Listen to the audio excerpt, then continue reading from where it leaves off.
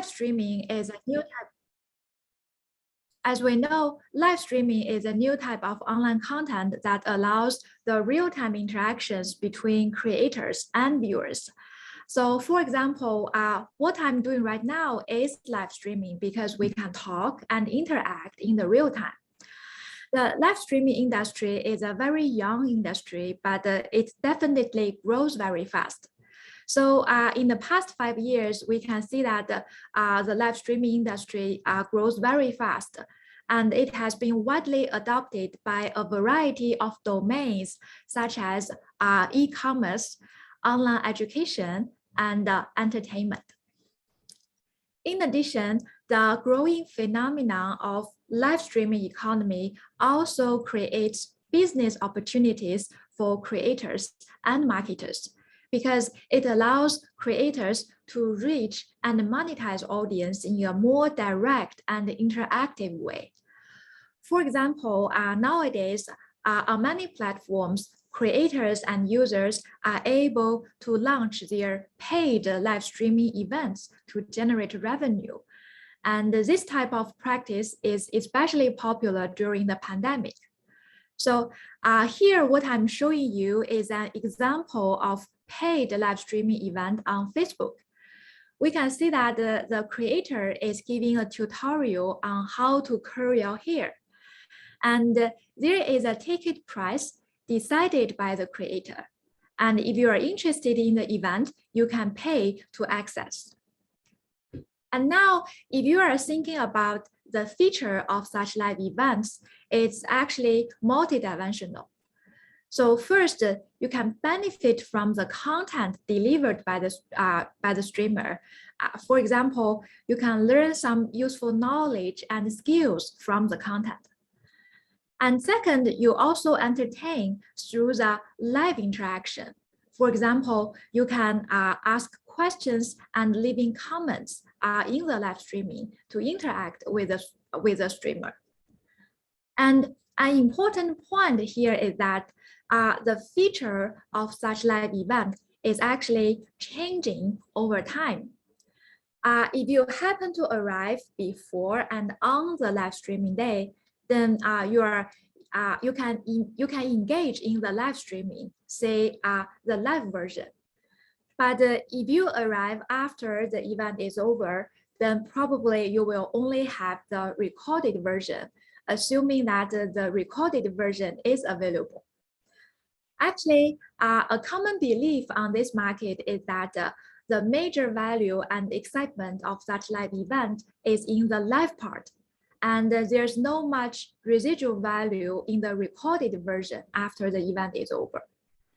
Therefore, many platforms devote very few resources to manage the recorded version after event is over. And some other platforms, such as Instagram, even do not offer the built-in recording and replay functions. So in this paper, we will try to examine this common belief by leveraging our unique data access to a live streaming platform.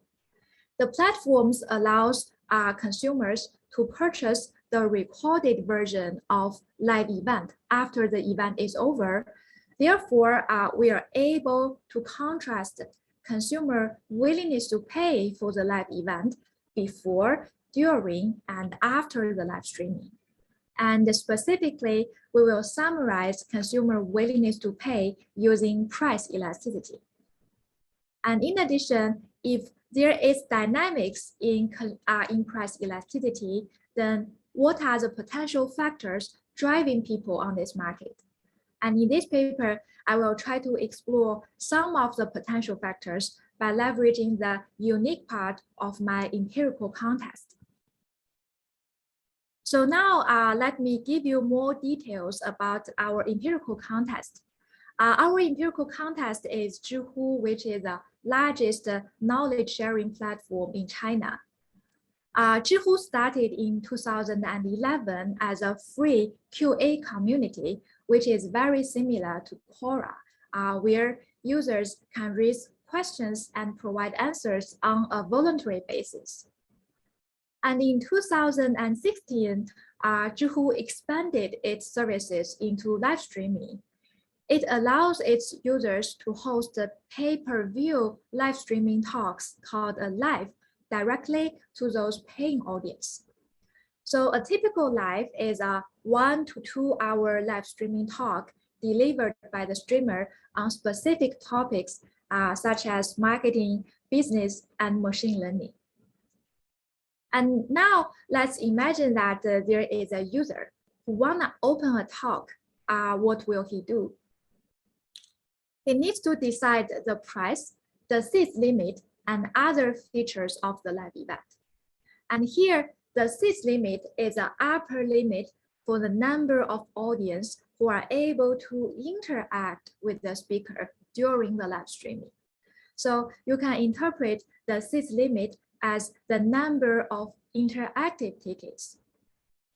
And usually 2 to 3 weeks before the live streaming day, the event will be listed on the market for purchase.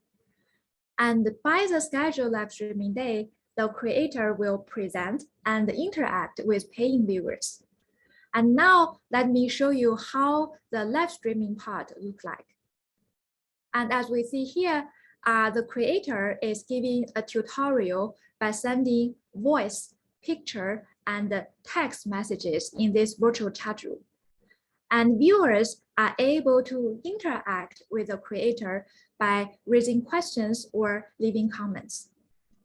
And here, an important point to notice is that only viewers who purchase before the seats are sold out are able to interact with the speaker.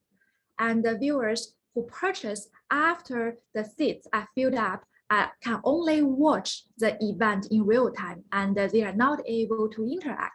So basically, they are muted and they are non-interactive. And after the event is over, the recorded version will be available on the market at the same price. And the viewers can leave ratings and reviews about their live experiences. So this is a basic empirical setup of this paper. And any questions before I move on to the modeling part?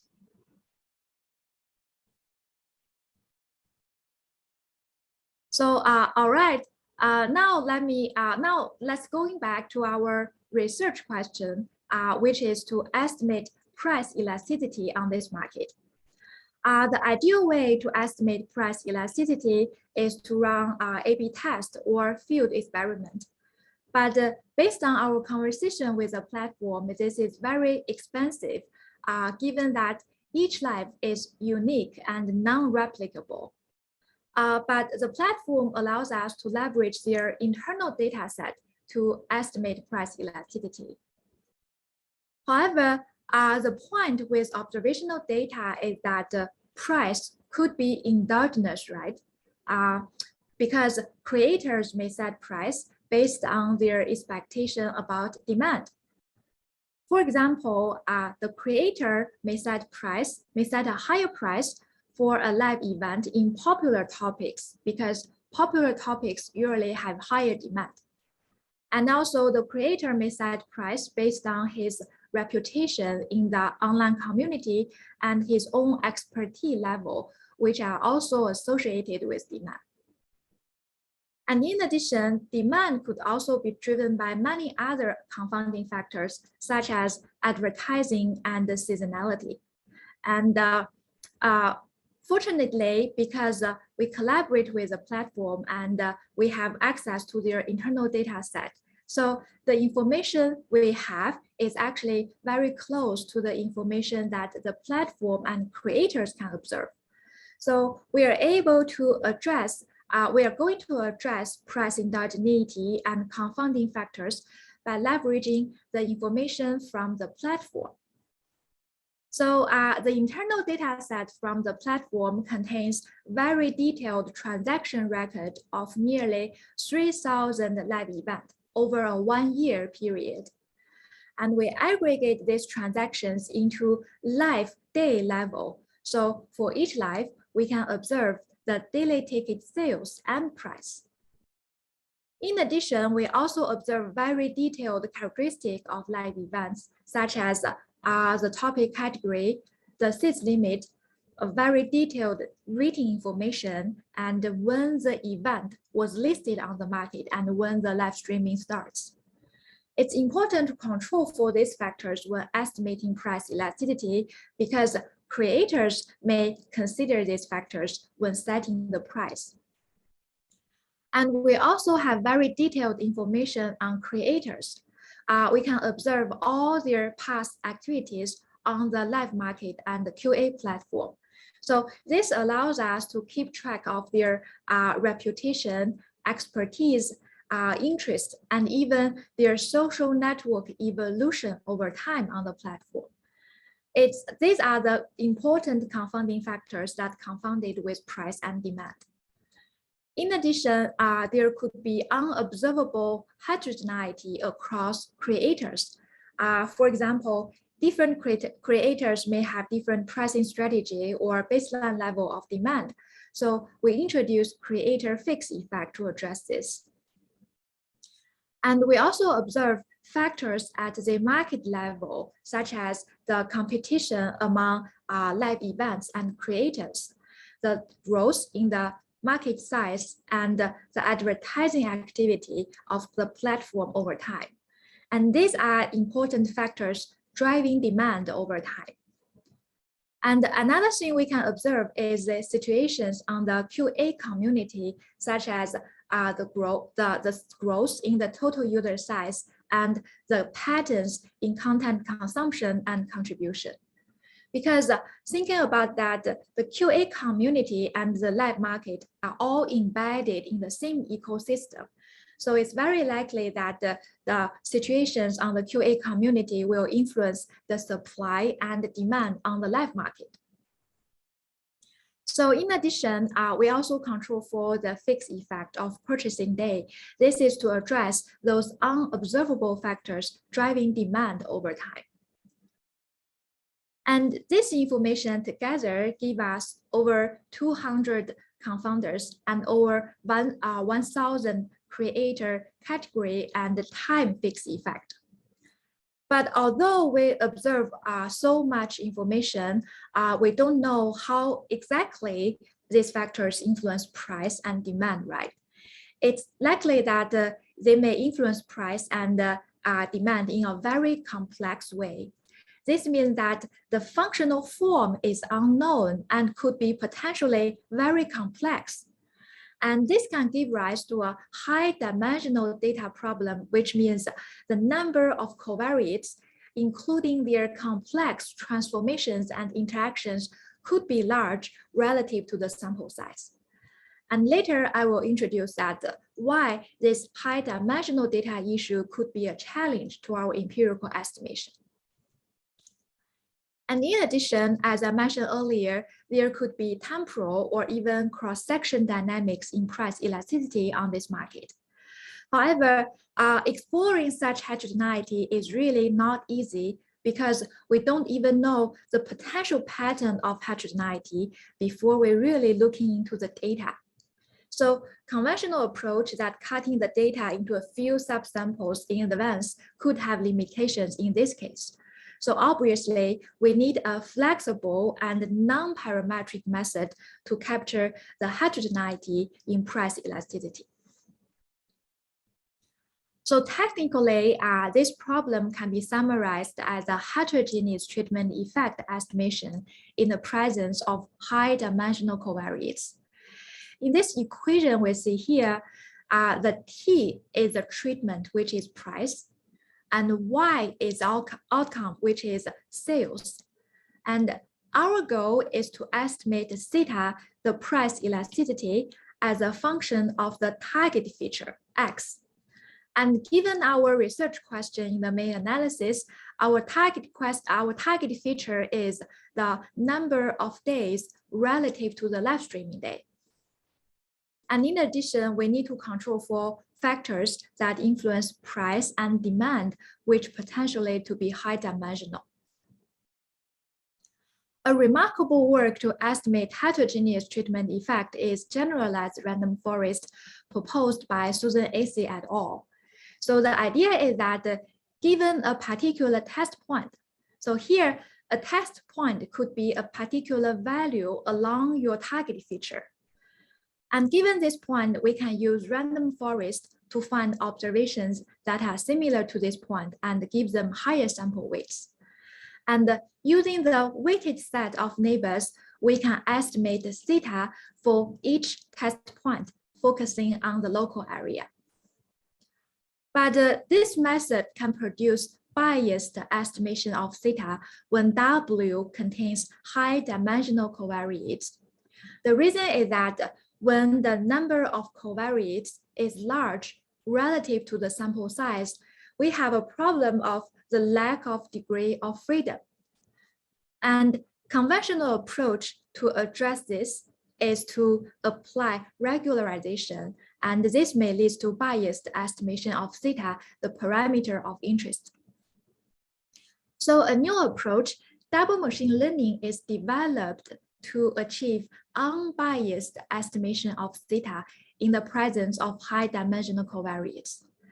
The idea is that if we can partial out the confounding effect of W from the treatment and outcome, in our case, that is the price and sales, then the residuals can be considered as plausibly exogenous.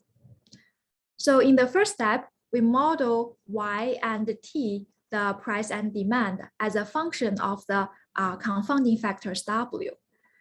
Having modeled the nuisance functions, we can partial out the effect of W from both Y and T respectively.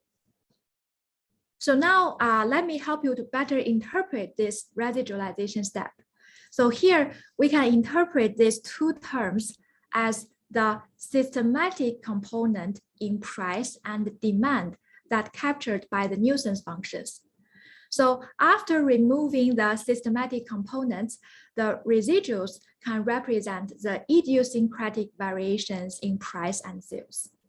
So then we can achieve unbiased estimation of theta by simply regressing one residual on the other. So we can see that how through the residualization step, we reduce a complex high dimensional estimation problem into a simple low dimensional regression. But the double machine learning is initially applied to the average treatment effect estimation.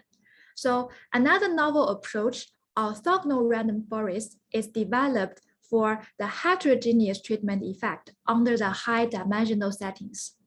So conceptually, you can think of ORF as a combination of double machine learning and generalized random forest.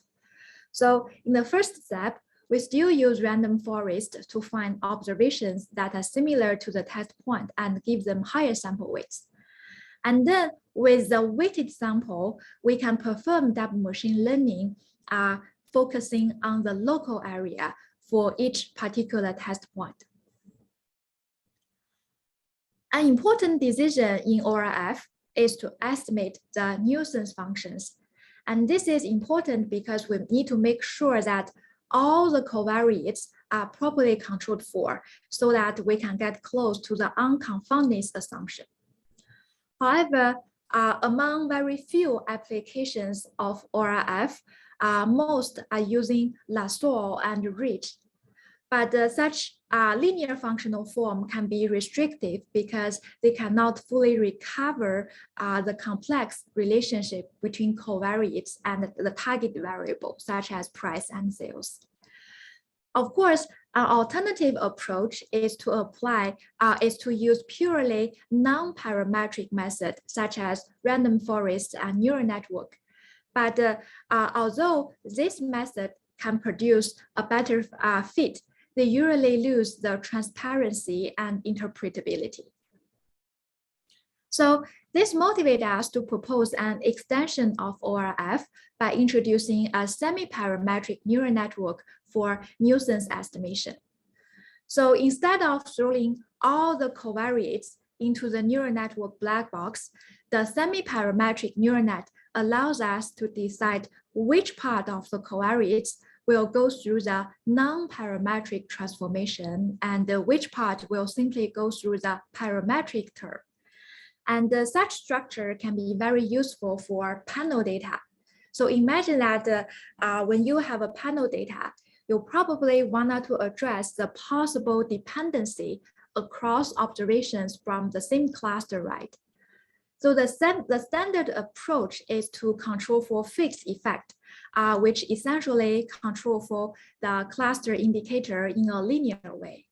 So in this case, in our setting, we can pass the creator, category, and the time indicator into the parametric term to control for the fixed effect. But for the rest of covariates, their relationships with price and sales may not necessarily be linear. So we can pass them into the non-parametric term to allow for complex transformation and interactions. And such structure can have two additional benefits. The first is that it brings computational gain because we don't have to interact the large number of cluster indicator with the other covariates, which can save us some time.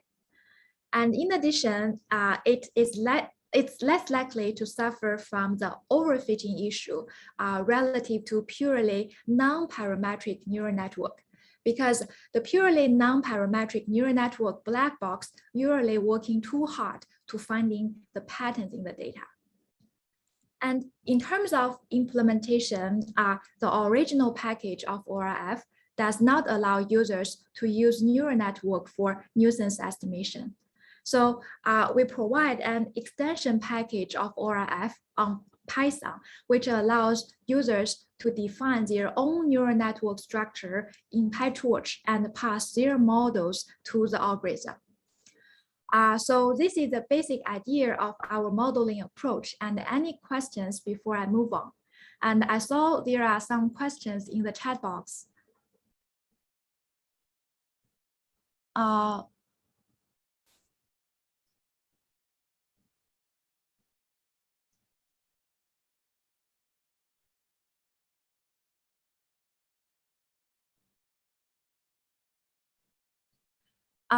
There is a clarification question that would there still be residualization bias in F0 and G0, which might lead to W not being completely partial out?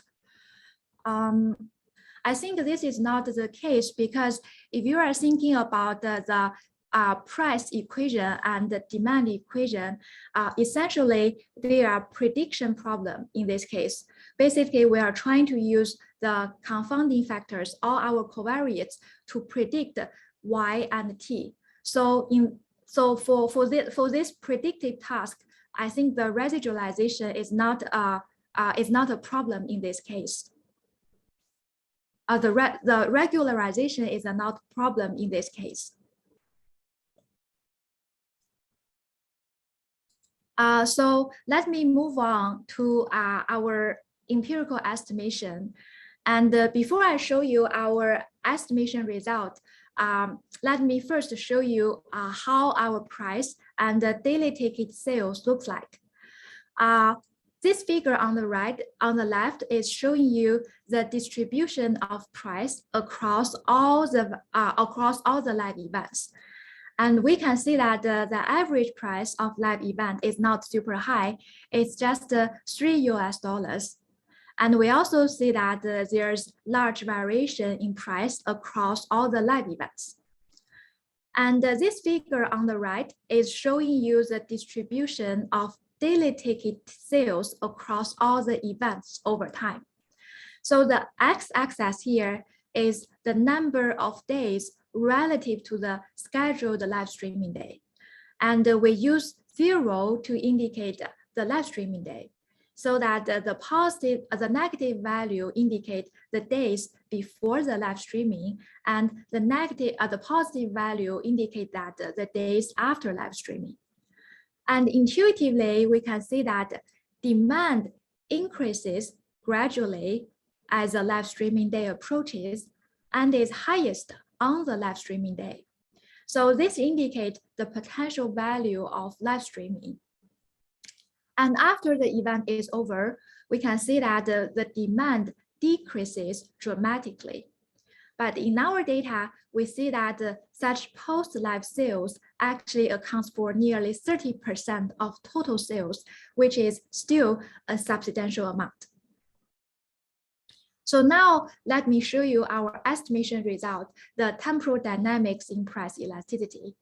So basically, we focus on the price elasticity 2 weeks before and 2 weeks after the live streaming day.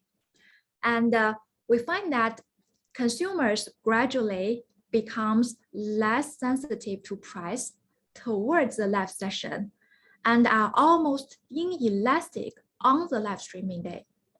So this indicates that the value of live event is highest on the live streaming day. And after the event is over, surprisingly, we can see that consumers still stay less sensitive to price. So we can see that the average price elasticity over the post period is -0.1, which is less negative than the average value over the pre-period. So this indicates that the recorded version also have certain value for consumers. But given the temporal dynamics we see here, a natural question to ask is whether such temporal dynamics is driven by consumer self-selection, that is, whether different types of consumers purchase at different time points. And we try to eliminate this alternative explanation by first looking at consumer characteristic.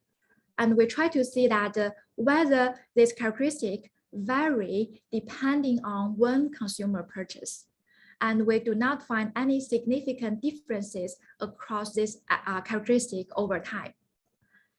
In addition, we also consider consumer preference for when to purchase. In our data, we see that many consumers actually purchase multiple live events. And some consumers only purchase before the live streaming, and some consumers only purchase after the event is over, indicating that they may have a higher preference for the recorded version. And some consumers has purchased both.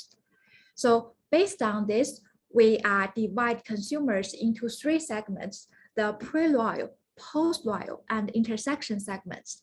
And we find that our main results can be replicated across all these consumer segments. So this indicates that the temporal dynamics in price elasticity is not purely driven by consumer self-selection. Then if self-selection is not the reason behind, then what are the factors driving the pattern on the market?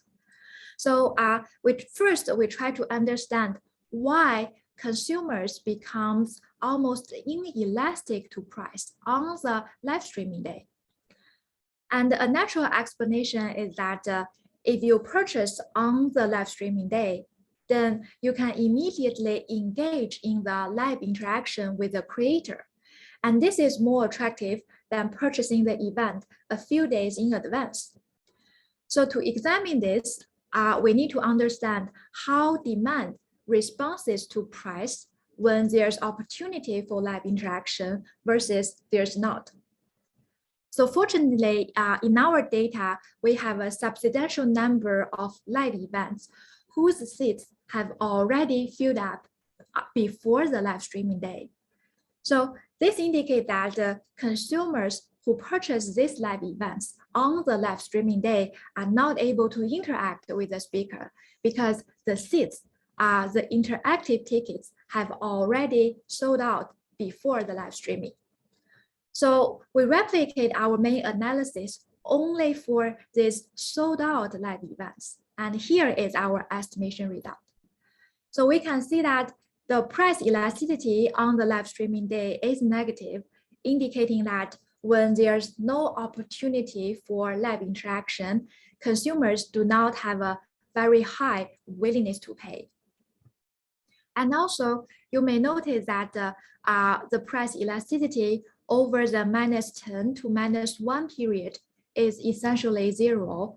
And this is because that this period is when the seats are going to be sold out. So consumers are rushing to purchase a ticket. Otherwise, they will lose the opportunity for live interaction. So this also indicates that consumers on this market indeed value the opportunity for the real-time interaction. And second, we try to understand that why consumers still stay less sensitive to price even after the event is over. And we propose that this is driven by consumer quality uncertainty, because thinking from the consumer perspective, the quality of live event is very uncertain before the live streaming, because there's no much information to infer the quality of the live event. But after the event is over, information such as online reviews and ratings will release. So in this case, consumers have more information about the quality of live event. So the quality uncertainty naturally reduced, and this may lead to a higher willingness to pay for the recorded version. So to examine this explanation, we first look at whether quality indeed matters on this market. And we find that demand is less sensitive to price for live event who have a higher rating score. This indicates that consumers indeed value quality on this market. In addition, we also consider the impact of information cues on price elasticity. Literature suggests that consumers may leverage information cues to resolve quality uncertainty. And in our context, if the quality uncertainty is lower over the post period, we would expect to see that the information cues plays a less important role over the post period. And we do find correlational consistent evidence that support this. So specifically, we consider 4 different information cues on this market, including social proof, creator reputation that's measured by the follower size, and consumer prior knowledge on creator and topic category. But for the interest of time, today I will mainly focus on introducing our analysis on social proof, which is the observed cumulative demand. According to literature, consumers may leverage cumulative demand to infer the popularity and the quality of the product. And in our context, consumers can observe that how many people have already purchased a live event. If they indeed leverage this information to infer the quality, we should see that the demand is less sensitive to price when the cumulative demand is higher. And more importantly, we want to know that whether the impact of cumulative demand is higher over the post period, is reduced over the post period. So to examine this, we use ORF to estimate how price elasticity vary across the cumulative demand over the pre-period and the post-period separately. And here is our estimation result. So the x-axis is our target feature for this analysis, the log transformed cumulative demand. And the purple line is our result over the pre-period, and the red line is the result over the post-period. So consistent with our main findings, we can see that the price elasticity is more negative over the pre-period. And more importantly, we see that over the pre-period, demand is less sensitive to price when the cumulative demand is higher. But over the post-period, we can see that the price elasticity is almost inelastic to the cumulative demand. This indicates that the information cues plays a less important role over the post-period, which is consistent with our hypothesis. So overall, these are our main findings and the proposed mechanism. So So before I move on to give you a quick wrap up, let me check if there's any questions about our empirical estimation. Zui, I think there's a Yufeng's question. I think you may want to elaborate on a little bit about the regularization. And I think Brian also had a question about the mechanism. So I didn't answer them. So you can look at them in the chat and answer them if you have a minute. Okay, thanks, Puneet. Let me first look at Yufeng's question. It's the same question he asked earlier. Okay. So hi, Zoe. So this is very interesting. So let me quickly clarify my question. I think so you can sort of think about an example where you have like two observed confounders like W1 and W2. When we sort of run through a regularized machine learning model, you might get that the coefficient on W2, let's say, is regularized to 0 or to smaller. So then in the true DGP, some part of W2 might still be in the confounder. So I was wondering sort of, is there a specific way to deal with this? Thanks. Let me help. Let me try to better interpret your questions. So your question is, even in these two equations, like for the W1 and W2, the regularization may still lead problem about our estimation of coefficients on these covariates, right? Thanks. So my answers to your question is, thinking about the two equations here, one is for price and one is for demand. And we have the W as a confounding factors that potentially influence price and demand. So here, actually, our goal is not to clearly know that how exactly each covariate influence price and sales. Our goal is actually a predictive task. We are trying to understand that how these confounders together can influence, or say together can predict price and demand. So in this case, given that our goal is not to look at the specific coefficient on every covariate, so I think the regularization is not a key problem here. I think the key here is that we want the two equations to have a very good fit, to have a very good predictive performance. In this case, we can make sure that all the systematic component in price and sales is captured, and then we can removing them in the residualization step. I'm not sure if I address your questions clearly.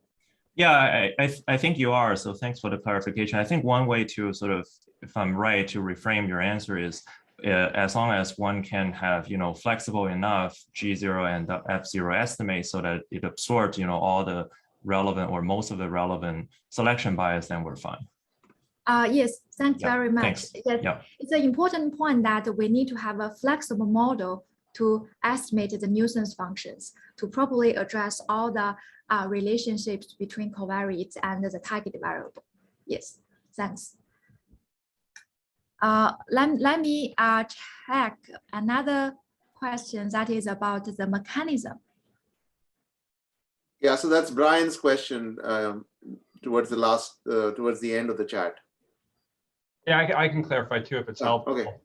There are some really fascinating dynamics you're showing, but the fact that price elasticities seem to be pretty constant afterwards is making me wonder whether, are people really changing their price elasticity, or is this just a reflection of sort of a changing option value, perhaps as you get closer to the deadline, as you get closer to the seats being sold out? I know prices are increasing over time, it looks like, but I might be waiting to see whether other good live streams are going to arrive. So I show up 2 days later. If nothing good, has arose at that time, maybe I'll book it. So it seemed like you could explain a lot of these patterns and your sort of installed base sort of comparisons through a changing option value for consumers in that pre-period. Yes, I think that's a very interesting point. So about the mechanism, so far in our paper, we only focusing on two components about the mechanism, which is the quality uncertainty and the value in the live interaction. So, because that so far, given the sales data we have, we can only clearly investigate these two components. But I think that what you are seeing may be a potential explanation. And in our paper, actually, we are not saying that what we are proposed are the only mechanism driving the effects. I think there is it's gonna be interesting to explore many other potential factors and the mechanism driving the effect. One thing that'd be great to see is an interaction, because right now in these functions that you're showing us, I could include in my W variables expected time until the seats are all taken for live interactions, but that expected time until all the seats are no longer available would then impact my willingness to pay today when I arrive to book my seat, for the live stream 3 days later. Because right now you don't allow for an interaction, right, between price and some of these other control variables.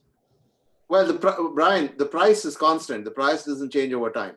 It doesn't. For any given live, the price is constant. So maybe that was not clear. But you're still identifying then based on cross-sectional variation in price across different live streams. Cross-sectional variation across lives and temporal variation within time.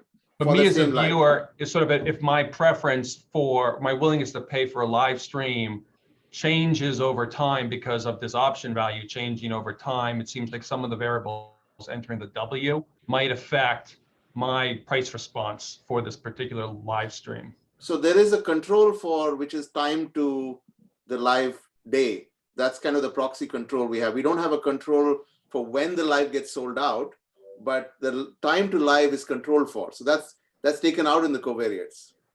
No, just I'd love to see an interaction between that and price. I'm not quite sure whether, so we have time all the way, and we have competing lives available on every given day. So you have both pieces there. Maybe they're both main effects, and I'm not exactly sure how to put it as an interaction, but let me think about that. Thanks. Also, Zwei, did you estimate a forest lasso that is sometimes used by, when you have this kind of approach, which is a nuisance estimation algorithm? You mean that have we ever compared our proposed semi-parametric neural network with lasso and other standard approach, right? No, it's not standard. The forest lasso is like a nuisance estimation approach. If you go by the Aprescu et al., which is the original paper for this kind of method, they also compare against this. And basically, this is also a high dimensional approach. But when you have locally sparse structure like you have, right? I think it may be useful to also estimate that and compare your results against that.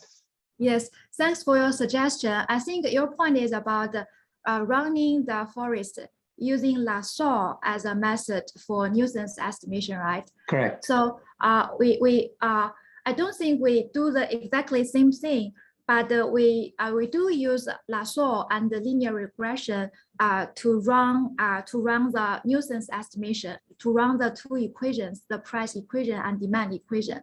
And our finding is that the prediction performance, the prediction accuracy for these two equations using lasso is much lower than the accuracy using non-parametric and our semi-parametric neural network.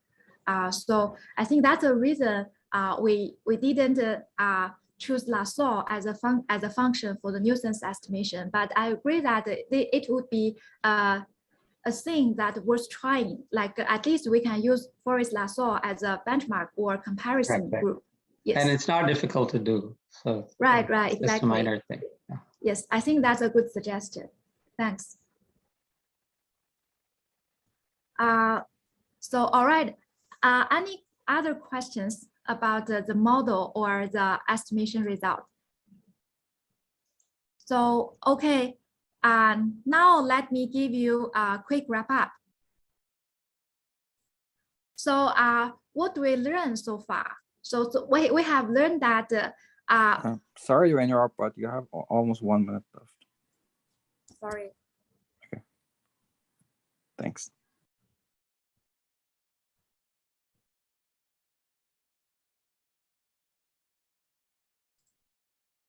Sorry.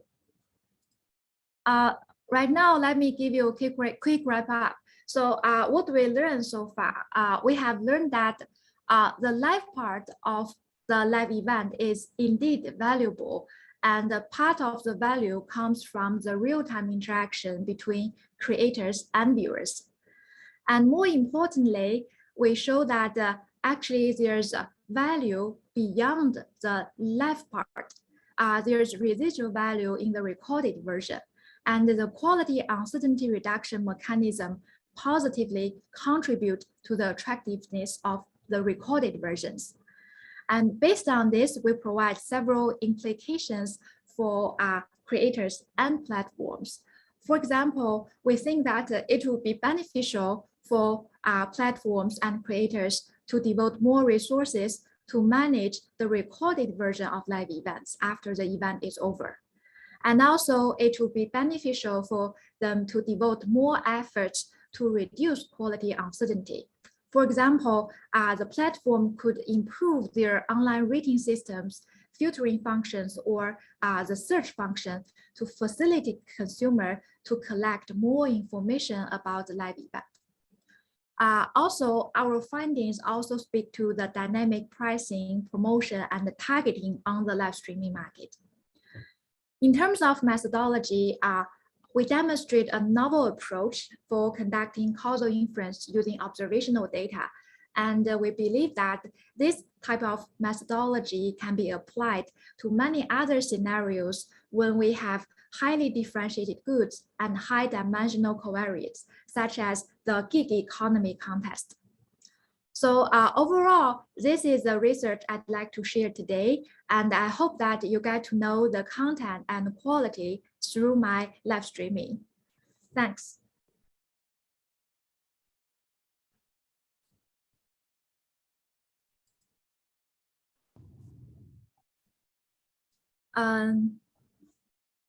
Is there any other questions, or we can also chat about your questions offline?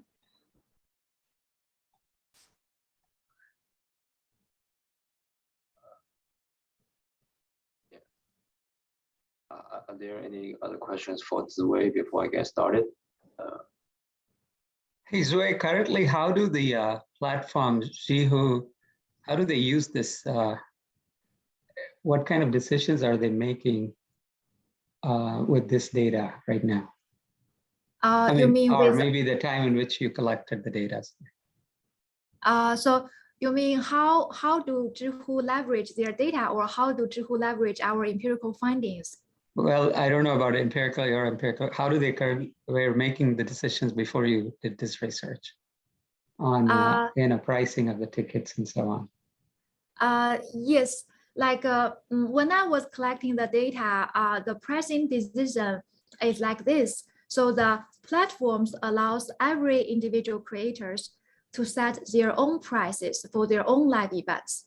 And the platform will provide some loose guidance for the pricing decision of individual creators.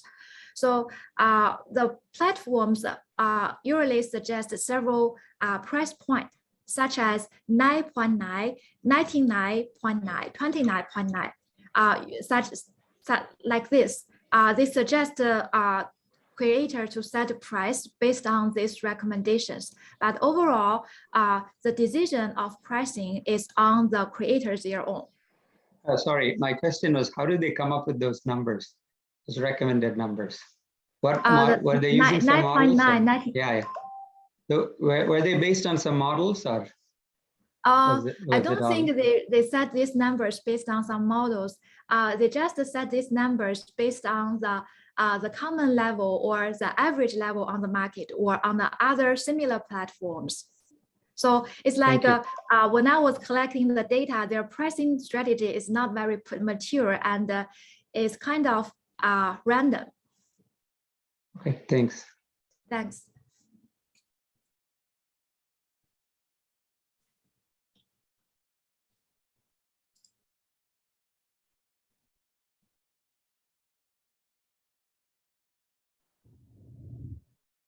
So can I get started? Yeah, Yes, go please. ahead. Okay. Yeah, thanks Ziwei for the fantastic presentation of this interesting work. I'm Shijie Lu from University of Houston, and I thank Nana for assigning me this interesting paper to discuss. I learned a lot about it. So I structure my discussion by first giving an overview of the talk or kind of review of the content of this, what this paper is about, and then I share why I like, what aspects I particularly like about this paper, and finally I share some of my personal thoughts on how to further improve this paper. Wait a minute, okay.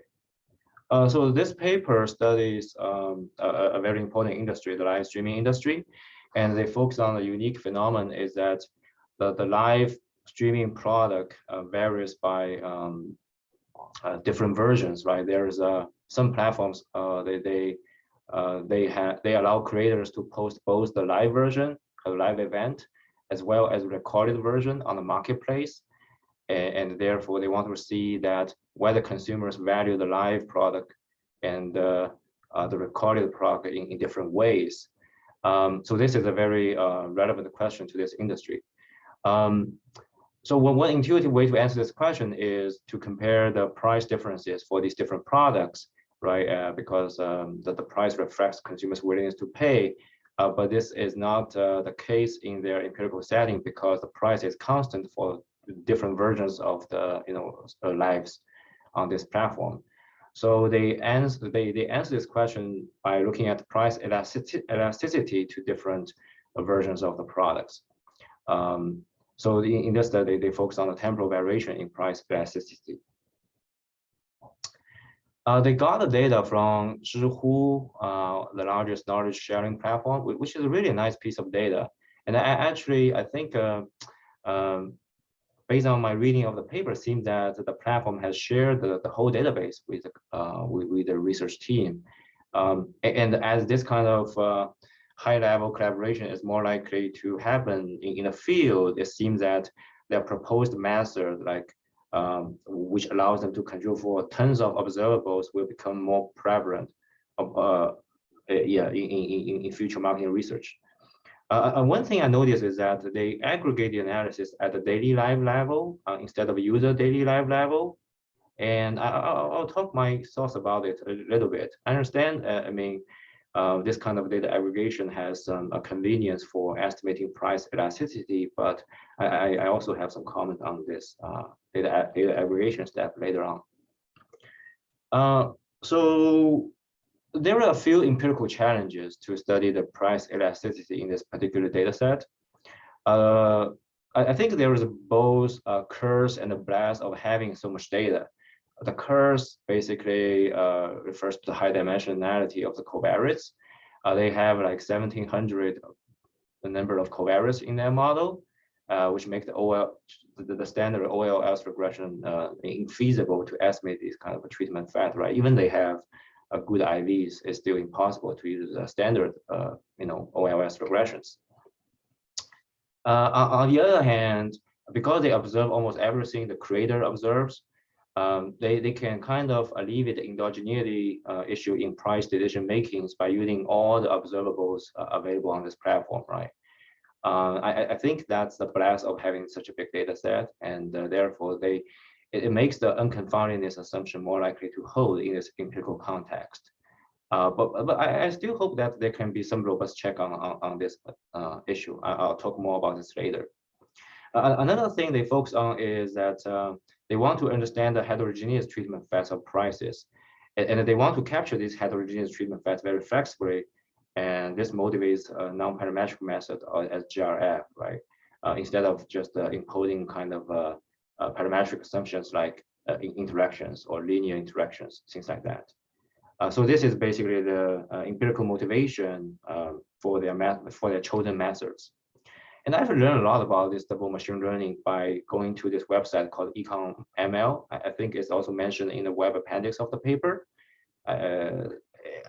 If you're really interested in this type of method for a machine learning newbie like me, I would encourage you to visit this website, which gives a very detailed description or about this type of method. So the idea of the double machine learning method, in my understanding, is that if you want to regress Y on the treatment and also a lot of controls, you cannot do this directly, right? Because there are so many controls on the right hand side. So what you can do is you subtract this Y by the prediction of these controls, and then you subtract the treatment by the predicted value of this control as well, and then regress those residues in the second stage, kind of like a dimension reduction type of approach. And then in the first step, when you find the predicted value for the Y based on the a high dimensional control of X, you can use a lot of machine learning methods to achieve this prediction task. I think this is the very kind of a brief description of the double machine learning method, which is very handy in handling high dimensional controls. But one limitation of it is that, not a limitation, one caveat is that there is an unconfoundedness assumption, which means all the variables that might affect the treatment and observed outcomes are already in your data set, which can be true or not. It's an assumption you have to make. Actually, in the interest of time, I'll skip the next few slides. I think it's not that important because it's just a review. So let me go straightly to the strengths of the paper, what I like about the paper. Firstly, it taps on a very important industry and relevant questions. So the finding itself is also very novel. It's kind of a little bit controversial, right? Counterintuitive, I would say, because the price elasticity for the recorded version actually is lower than for the live version, which is very interesting. And methodologically, I think even introducing this state-of-art causal inference method to marketing is already a contribution. And the authors went one step further to even extend the ORF a little bit by combining it with semi-parametric deep neural network, which is very nice. And managerially, the question offers implications for dynamic pricing, nice. And even from the learning standpoint, I think their web appendix is really well made. And any graduate student or anyone interested in implementing this method can just read their web appendix and use the method very conveniently. So these are all nice things I really like about the paper. It's already in a very good shape. So next are a few things I think that might further improve this paper. The first one is still about the chosen method. I feel like the authors already made a lot of effort in motivating these methods, but I think they can do it a bit further. For example, to answer price, to estimate a price elasticity, I think using this data set, they can still use kind of a standard approach like BLP, right? I mean, and it can even apply to individual decision making to better capture the cross-sectional difference, substitution patterns between different streams, and they can even allow a little bit of forward-looking behavior to better capture the intertemporal substitution in demand, right? I mean, when they model these individual decision makings. And without having the estimates from the standard like BLP model, it's very hard to know what exactly do we gain from the machine learning method. Will we get very different, price elasticity temporal patterns from machine learning methods compared to the conventional method? It's something I want to know more. And also the gain from the DML seems to stem from the size of the controls, right? However, I noticed that the majority of the covariates, like 1700 covariates, are fixed effects. So theoretically, they can be kind of canceled out in a standard fixed effect models, right? Which still you will leave about 200, 250 kind of covariates in a regression, which still make the standard OLS regression infeasible. But it seems that I guess my concern is like, well, can we do some sensitive analysis to better convince the readers that it's really important to have these controls in your regression? Otherwise, your estimates will be, contaminated, right? So some sensitive analysis to the size of controls in your model and how that affect your results will be helpful. Another is about motivation for the non-parametric specification for the heterogeneous treatment fat. They use the random forest approach, which is understandable. But in all their analysis, they actually only include one covariate in the X, if I understand correctly. They only include temporal distance. So this links to Brian's earlier point that why not also include the seat availability condition, right, in these X variables. I mean, if we can accommodate more multi-dimensional target features or X variables to, basically these are interaction terms for the heterogeneous treatment fat, right? This can better justify the use of the random forest approach. Otherwise, it seems that a standard parametric specification should suffice. This is something need further clarification. And lastly, in the appendix, it shows that both the in-sample and out-sample fitness is better for the standard DNN rather than the semi-parametric DNN. So they mentioned that the DNN is subject to overfitting concerns, but based on this table, I don't understand very clearly where the overfitting concern comes from. Maybe there's some nuance I'm not aware of. Another thing is about identification. Actually, I want to talk about this point because this is another main concern I have. Is that think about there's only cross-sectional price variation, right? There is no temporal price variation. And supposedly in a standard fixed fat model, once you include the creator fixed fat, the price variation will be absorbed out because, right, each price is the same across all the time period for that creator in a life, right? So in a standard fixed fat model, the price effect cannot be identified without any, when you control for the creator fixed fat. However, in this machine learning method, they can somehow be identified. I want to know a little bit more about the intuition behind it. Given that you also allow the fixed fat to enter linearly in your nuisance function, right? So this is a kind of also need a little bit of justification. And then lastly, these comments are relatively minor. For example, for the descriptive analysis, I'm not sure why they are done at the live level rather than the live day level, as in the main analysis. I think if you do it in the live level, you might be able to control for more fixed fat, like a daily fixed fat, and achieve higher model fit. So the comparison is less comparable if you do it at different analysis. Okay, then I only have some other minor comments. I'll just skip these minor ones. I'll share it with the authors after the presentation, I think. Yeah, these are relatively minor, and some of them have been already addressed by Ziwei's presentation. All right. Sorry for going over time. Thank you. Oh, thank you for presentation. I would appreciate if the next presenter can share their slides. All right, let's see. Can you guys all hear me? Yes, you're good. Okay, so thanks a lot for everybody for joining. I'm going to talk about consumer transportation costs and the value of e-commerce. So this is joint work with Bart. So let me, start by showing some, general patterns. So this is a figure on the Dutch apparel industry. We have a panel data that these are, the total expenditure of these consumers.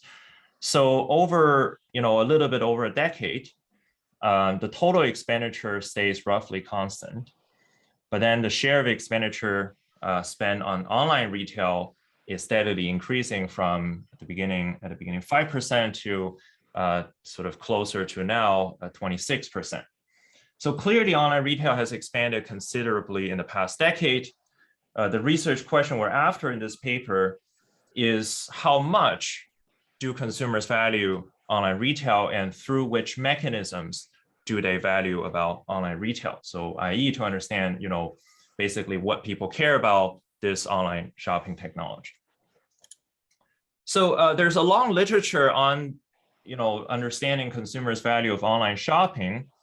And the predominant explanation in the literature is that consumers gain from their access to a large set of varieties. So think of, there's offline, think of a long tail of product varieties, and only the most popular products are available in offline stores. When consumers go online, they're going to get access to, products that are available elsewhere, or products that are usually not available in any of the offline stores. And as I said, there's a long literature on that. A competing explanation that has received, less attention in the literature is, it's gonna sound even more obvious that I'm gonna buy the same things. I buy, CDs, TV sets, laundry detergents, but it's just that I can now I can sort of do a few clicks and buy them instead of having to travel to the store. So in other words, consumers avoid spending transportation costs in a lot of shopping occasions, and these savings of transportation costs going to bring welfare gain to these consumers. So this is sort of a point where one has to bring some numbers to see that this explanation has some face value. So here are some numbers. Transportation costs are far from trivial. So in a 2007 paper by Egg and Hurst, QJE, they look at the American Time Use Survey and estimate that the total shopping time by individuals amounts to about 4 to 6 hours per individual per week. So that's roughly like 10 to 15% of labor supply, sort of as cost of shopping. So by our calculation in the Dutch apparel industry, when you look at the total shopping travel distance among these households, again, these are only for apparel goods. In 2007, we're looking at 108 kilometers for an average consumer. In 2018, where a fraction of the expenditure has moved online, we're looking at, so that number reduces to 34 kilometers only. So of course, the longest travel distance will be the first to convert to online shopping. So it seems like consumers are spending considerable, either time or travel distance just to shop at offline store, and possibly online retail is going to bring welfare gains simply by cutting that cost. So of course, one can sort of look at those numbers and form intuitions, but it's a different thing to formally estimate the gains from saving of transportation costs. So there are two challenges to that question. One is the data challenge that, if there's a lot of travel that are within, sort of short distances, then you really need precise measure of travel distances to be able to estimate consumers' transportation costs. Coarse measures are going to lead to attenuation bias, and that attenuation bias is going to lead us to conclude that, transportation cost is not so important. The second challenge is identification, in that either store location or consumer location are choices, and those are endogenous to market characteristics. So in other words, there's a selection bias. So we're gonna, in this paper, we're gonna address these two concerns by sort of by providing new data. So we have a new panel data on apparel purchases in the Netherlands. So these are a panel that spans almost 12 years, and it covers, it has full coverage over all the retail chains in the industry in that country. So the particular point that addresses the data challenge is that we're going to measure consumer locations at a granularity of areas of about half a square miles. So just in contrast, a 5-digit US zip code averages to about 90 square miles. So we have much more granular location measure than our usual sort of data sets. And then to address the identification challenge, we're going to use within consumer chain distance variation to identify transportation cost. So the idea there is that store entry and exit might be selected from consumer composition, but that entry and exit process introduces exogenous variation within the consumer. I'm going to elaborate exactly what I mean. So under what condition that this is okay, and then we're going to have an extensive set of robustness check that supports this identification strategy. So we're going to employ a model of multiple discrete choice following Eagle Handel and J.P. Dubé's job market paper to characterize consumers' choice of chains, channel, and purchase quantity. And we're going to report that in 2018, the average consumer values online shopping of apparel by about 38 euros per month. So, and we're going to further decompose that number and find that more than half of that number, so the sort of the lion's share of that number comes from the reduction of transportation cost. Another big chunk of that number, 45%, comes from variety. So that's sort of the conventional understanding by the literature. And about 3%, sort of a negligible amount, comes from price competition. So the sort of takeaway from our paper is going to be that sort of we provide new insights on both on where the consumer value for online retail comes from, and also online retail's total value is higher than what we previously thought. So by the way, so I won't be able to see chat. If you have questions, please feel free to unmute and ask. I'm happy if anybody interrupt me at any point in time. Yufeng. Yep. Pranav here. I had one Pranav. question. Hey, Yufeng. So the online and offline channel also differ in terms of the return rates. And return rates over here could be different because of this product category, but also when you talk about transportation costs, they in some sense also include the expected costs associated with returns. Yeah. Right. So is that something which is folded into the transportation costs, or how should we think about those? Yeah, so that's an excellent question. So we won't be able to explicitly address return with our data because returns are not recorded. So I'm gonna elaborate on exactly what our purchase measures are. I think the hope is that people would report purchases that are not returned, but that's just my hope. So like fundamentally, I won't be able to really address the return question. Okay, so I'm Jindal. Another question, kind of sort of related to the return, is the delay, cost of delay, right? Because one of the motivations of the consumers going to the brick and mortar stores that's nearby is that they can just get the item right now, right? So is that $38 per month that's accounts for the cost of delay? And how, and also relatedly, how long is the usual shipping time for this retail for this apparel retailer? Yeah, like time taken for the. Yeah. So these are data coming. These are data for essentially all apparel retailers, not just one. I should know the shipping time, but it's not on top of my mind, like the distribution of shipping time. But the shipping delay is, we're going to have flexible controls, basically accounting for that people have different mean values of offline channel and online channel. So potentially I could sort of absent of distance or transportation costs, I could value online channel less because I have to wait more. So the model would in some sense account for this delay. Thanks. Yep. So quickly on the literature, so the main positioning of a paper is to quantify consumer value of online retail and highlight the role of transportation cost.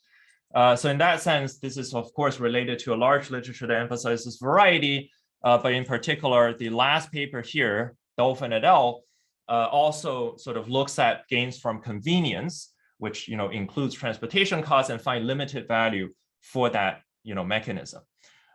We sort of look at our results and theirs carefully, and we believe that our granular data and unified model explains the differences in results. So this paper is also related to a large literature on multi-channel demand, usually looking at within one retail chain.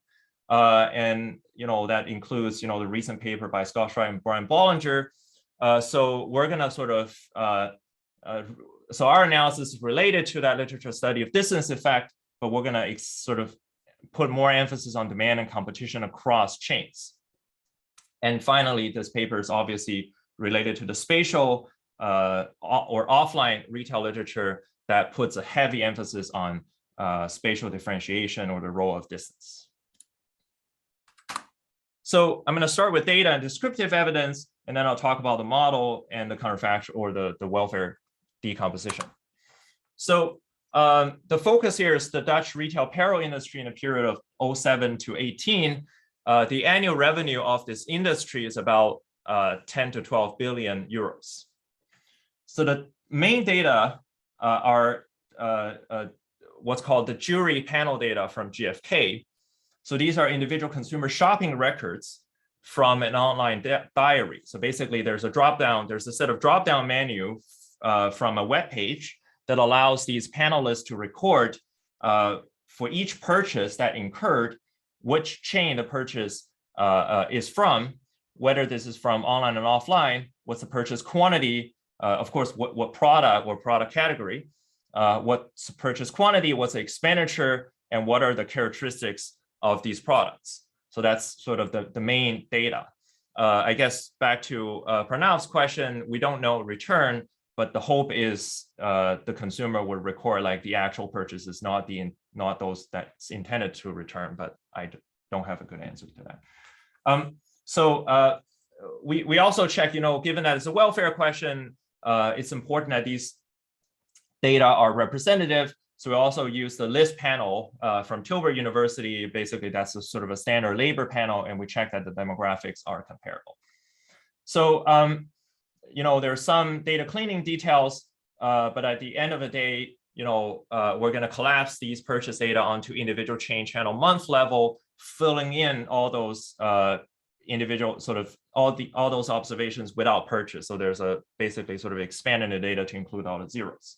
And then finally, as I sort of alluded to, we're going to look at store entry and exit. So we have data from the Bureau van Dijk Orbis data sets that records the exact store location and the exact entry and exit date for every store. So I want to talk about 2 points, sort of one measurement and the other identification. So on the measurement point, the most granular zip code in the country is, or postal code, I should say, is in the 6 digits. So 4 numbers and 2 letters. The granularity basically is such that every unique zip code includes up to 8 apartment addresses. So you often have like apartment buildings with different zip codes in that building. So these are very granular measures. We don't have that granularity, but we have measurements up to 5 digits. So how accurate is the 5-digit zip code? Basically, the average surface area is about half a square mile. So that's comparable, a little bit bigger, but comparable to a census block, which is, my understanding, the smallest unit in the US census. And then this is obviously much smaller than the 5-digit zip code. So we're going to take Euclidean distance between the centroid of a 5-digit zip area and each of the exact store addresses. And then we're going to focus on distance to the closest store of the chain, but we have robustness check that basically supports only thinking about, we think it's reasonable to only think about the distance to the closest store. So a quick example on on what do I mean by these 5-digit zip codes. So this is downtown Eindhoven, the neighborhood around the train station. These are all the 6-digit zip codes in like a 5-digit zip code 5611C. So just sort of a quick sense of how granular this is. We're basically looking at an area that's roughly comparable to the length of the Eindhoven train station. So now you're going to wonder, right, is the granular location measure really necessary, or can we just measure consumer location at a coarser level and still get the job done, right? So the idea is that if consumers are traveling or shopping in nearby places with like short travel distance, you want these distance measures to be very precise to reduce the amount of attenuation bias. So here I'm presenting the distribution of offline shopping distance. So these are the share of expenditure spent up to 1 kilometer to the consumer's home, up to 2 kilometers, sort of between 1 and 2 kilometers, and so on and so forth. And we find that 36% expenditure incurs offline and within the 3-kilometer range. So these are very small distances, or reasonably small distances where a conventional market boundary, like a city or a zip code, or a US zip code, might miss these nuanced spatial patterns. So that's sort of point 1 about the granularity of the location measure. Point 2 is about identification. So what kind of distance variation is kosher here? So the idea is to use store entry and exit, but to use these variations within consumer chain pairs. So more specifically, the identifying assumption here is that the store, when selecting location, does not target individual taste changes. So these changes could potentially be someone graduating from college and all of a sudden needs suit and tie. So we think of these sort of individual level taste changes as idiosyncratic and therefore untargetable, whereas the store can target changes in consumer composition, so the distribution of consumers' persistent preferences. For example, if there's an increase in the share of working professionals in the local population, the store might well target that. So this consumer composition change and possibly other supply side changes are going to drive entry and exit and therefore provide excluded distance variation within a consumer. So that's basically the main identifying assumption. The identification strategy.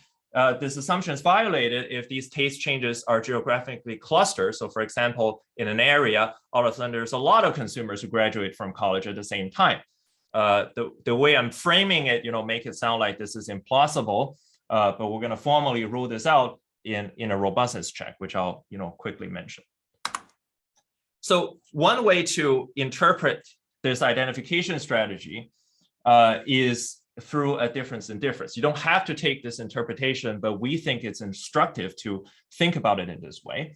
So if you think about a diff and diff, basically a store entry in this figure, consumer 1 and 2, entry of store D is going to treat consumer 1, but not really treat consumer 2 in the following sense, right? Consumer 1 happened to be much closer to store D's new location, and therefore the travel distance is vastly reduced, whereas consumer 2 is basically indifferent between going to store A versus D, right? So a benefit from thinking about identification in a DID, or sort of identification distance effect in a DID, is that one can look at pre-trend, treatment effect, and post-trend, and sort of get an intuitive sense of whether these consumers are similar.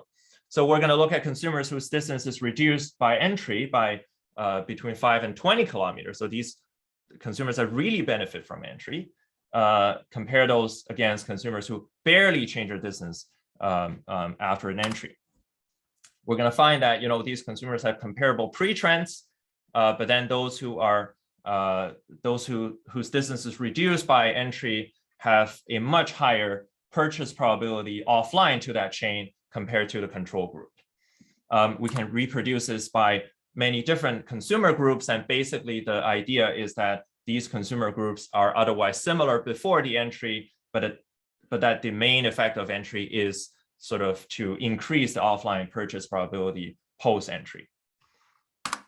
So, sort of following a very similar idea, we're going to estimate in a reduced form the sensitivity to distance. So this is basically purchase probability as a function of log distance plus 1, plus a range of individual chain fixed effect, chain year fixed effect, and also a bunch of choice set, what we call choice set fixed effect, that are essentially capturing local market structure. So the availability of other stores by other chains in the local neighborhood.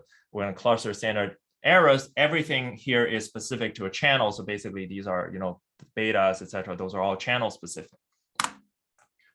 We find that consumers are significantly or meaningfully sensitive to distance. If you change distance from 0 to 1 kilometer, if you increase distance, the consumer's offline purchase probability is going to reduce by 0.16 percentage point, or about 6% relative to the baseline. There is no statistically detectable substitution effect to the same chain's online channel. And then in case you're, so here we're basically showing that consumers are indeed sensitive to even small distance changes. You're going to wonder whether that's an extrapolation. We're going to show that, even if you have a flexible distance specification, that still holds. And then you might be wondering at this point, what if entry is still selective on systematic preference changes? We're going to have a full set of chain neighborhood time fixed effect as a robustness check. These regressions are incredibly painful to run given the sheer amount of fixed effects, but we showed that the estimates barely moved, even if one controls for these highly granular fixed effects. So, so that's basically all I'm going to talk about on the reduced form. So I'm going to quickly talk about a model and then get to the welfare estimates. Recall that the point of estimating a model is to quantify and decompose the value of online retail. We're going to have a multiple discrete choice model that basically characterizes consumers' choices of chain channel purchase quantity and also allow the consumer to have opportunities to purchase from multiple chain channels in a given period, which is a month. The model is also going to control for rich observed and unobserved heterogeneity to sort of allow for us to speak to heterogeneity and welfare impact. But for the interest of the talk, we're going to mostly focus on the average. We're gonna have a supply side as well, a simple supply side, but the finding is sort of mostly on the demand side. Is the assumption here is that the chains set the same prices for the same product in online and brick and mortar store? Yes, so that would be the assumption. So national and also uniform pricing across the two channels. We have some discussions on that assumption, but I would also acknowledge that that's an approximation. Another thing is, typically the Dutch apparel industry chain, like the sellers charge the shipping cost, and how much is going to be the usual shipping cost that's going to be that should be accounted for here? Yeah, I should really report that. So that's a good because at the end of the day, even if you omit the weighting cost or something, still the shipping cost has to be accounted for in the welfare analysis, etc. Right? Yeah. So my sense is that because we're talking about a small country, we're at least not looking at location-specific shipping costs. Like not that.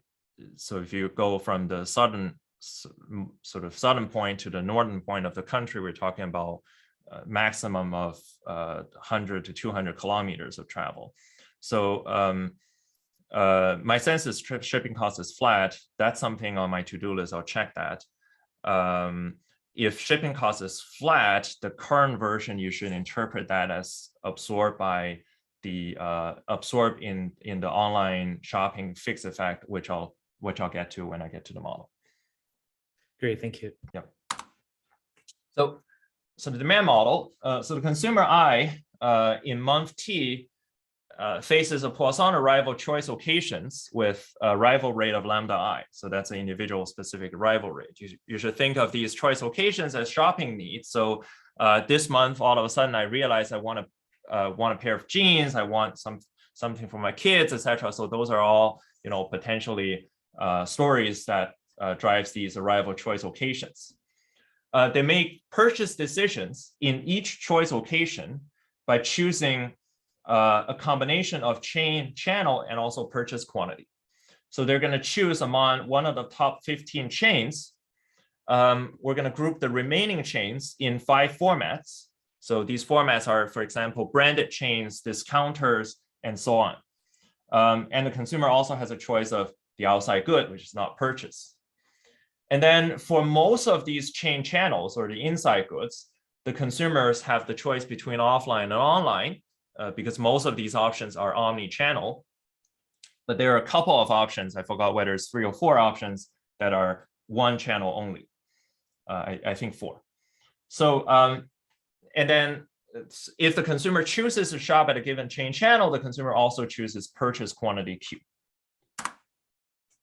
More specific about what the payoff function is, the consumer maximizes direct utility, which is sum across sub-utilities for each purchase across all chains, all channels, and all purchase occasions in a given period, plus the outside good, which is just the unspent amount of income.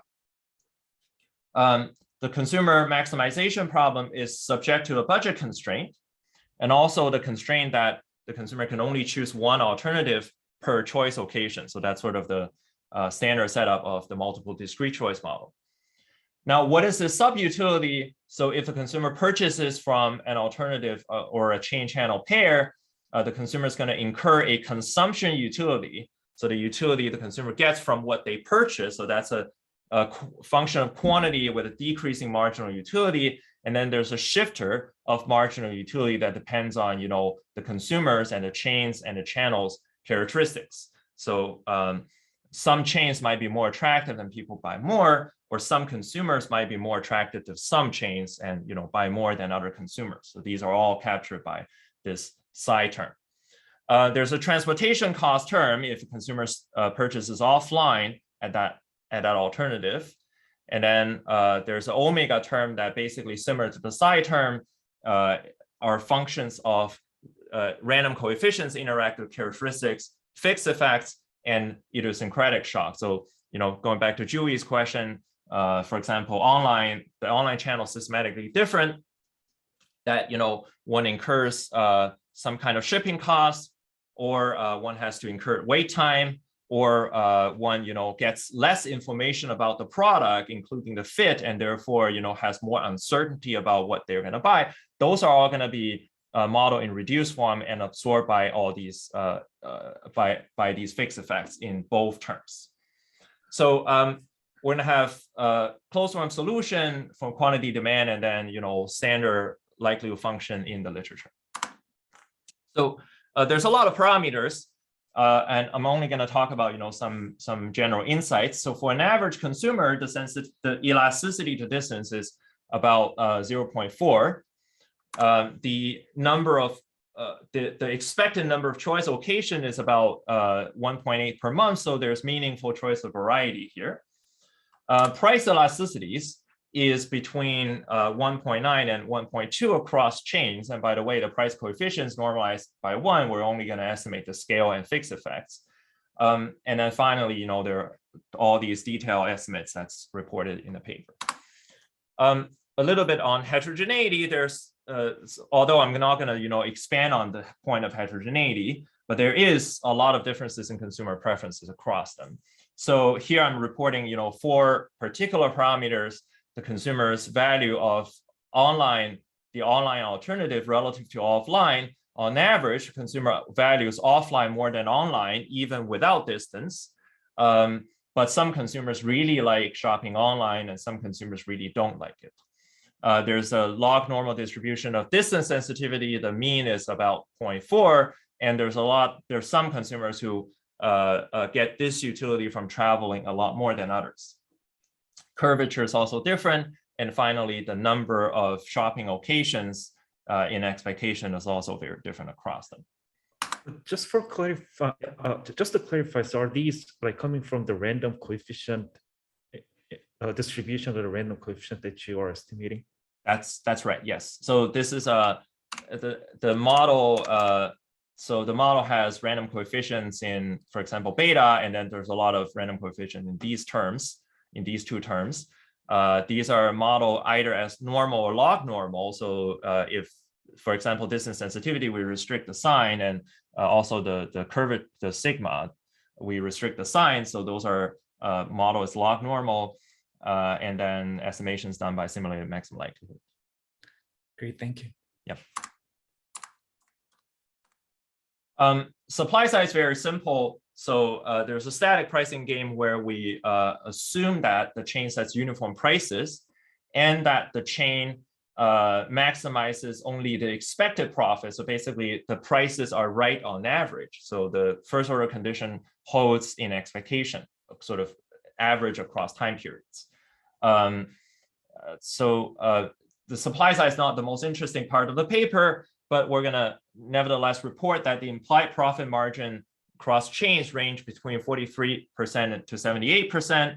And that's interestingly, not very far away from the entrepreneurs' reported margins in the market, which are, we quote numbers of somewhere between 50 to, was it 50 to 60 or 50 to 70%, basically around that range.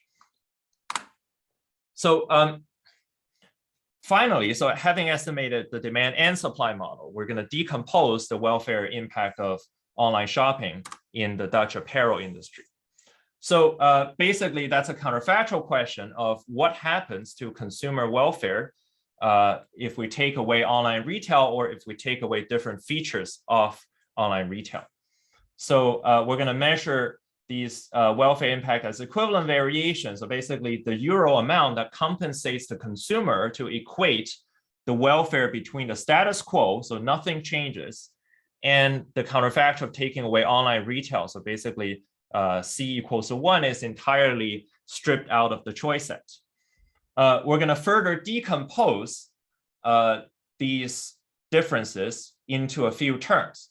So the first term, transportation costs, we're going to say that, look, we're not going to take away online retail entirely, but we're going to require the consumer to travel to the store every time they buy something, even if the purchase is online.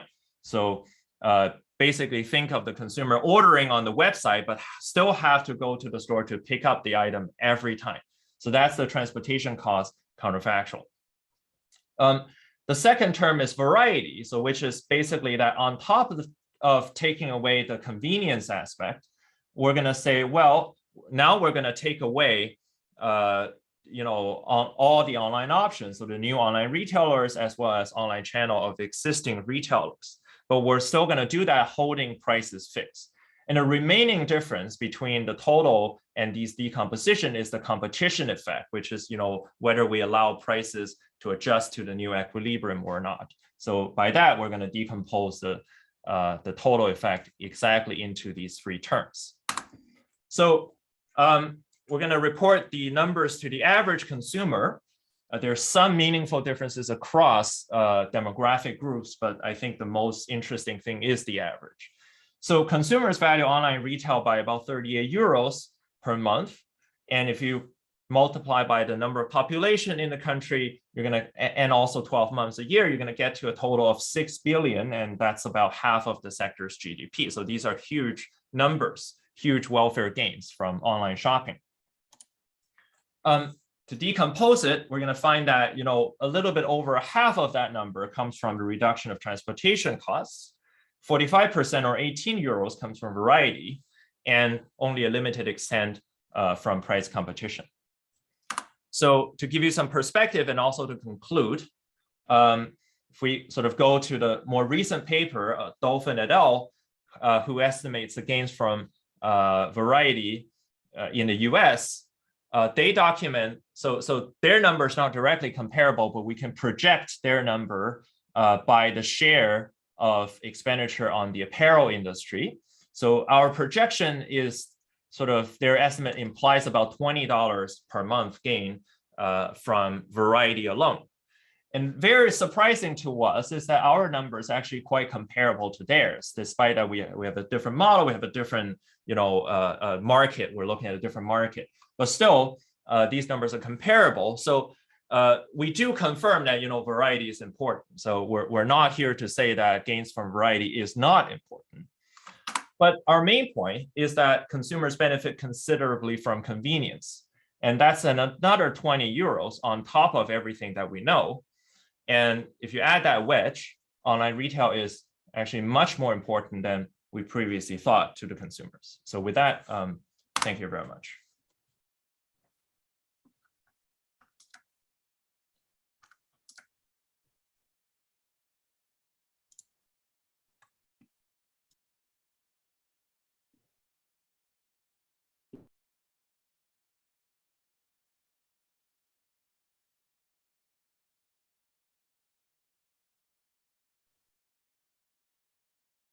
Can everyone see my screen? You're fine? Great, thanks. I'd love to thank the conference organizers for inviting me to discuss this paper. It's a paper I've been aware of for quite a while, and Yufeng and I have had some great discussions as he and Bart have worked on this, and Scott and I have sort of dragged our similar paper kicking and screaming over the finish line. So it's a joy to read. I'm not going to summarize what Yufeng discussed because he did an excellent job in presenting the work. I do want to quickly just highlight again what the paper does. First and foremost, this paper quantifies the gain from e-commerce. They're going to use some great exit and entry data for the whole set of chains. and include a whole lot of fixed effects to try to make sure that they're getting at causal effects of distance. And in addition to this, they're going to decompose those games. So they could have gone for a diff and diff style analyses to estimate these net effects of entry and exit, but they went with this large structural model. And in the paper I did with Scott, we looked at a single chain, and I know how long these models can take to estimate, even with a single chain, once you include the kind of rich controls you would like to have in there. So the fact that they were able to do this with the full set of stores, you know, from a consumer's perspective, looking at every place that they might have shopped, it's huge. So I want to applaud the authors for the ambition that they had in putting this paper together. One of the things that Yufeng sort of pointed out is that the gains of e-commerce is not just about variety, right? So it doesn't mean variety doesn't matter, but if I'm going to look back at the wisdom of Bill Watterson, there's only so many kinds of peanut butter I need access to before I'm pretty happy with my current set. And at this point, you know, it might become a little bit less about variety of options and more about the ability to go easily get peanut butter from a close location. And that's what they're trying to get at. You know, what is the relative value of variety versus the relative value of the reduction in transportation costs? And then they find a small effect, of course, in the increased price competition as well. Now, what's going to determine the relative contributions of these two main sources is the degree to which consumers are substituting across retailers and across chains. And this is something I want to come back to.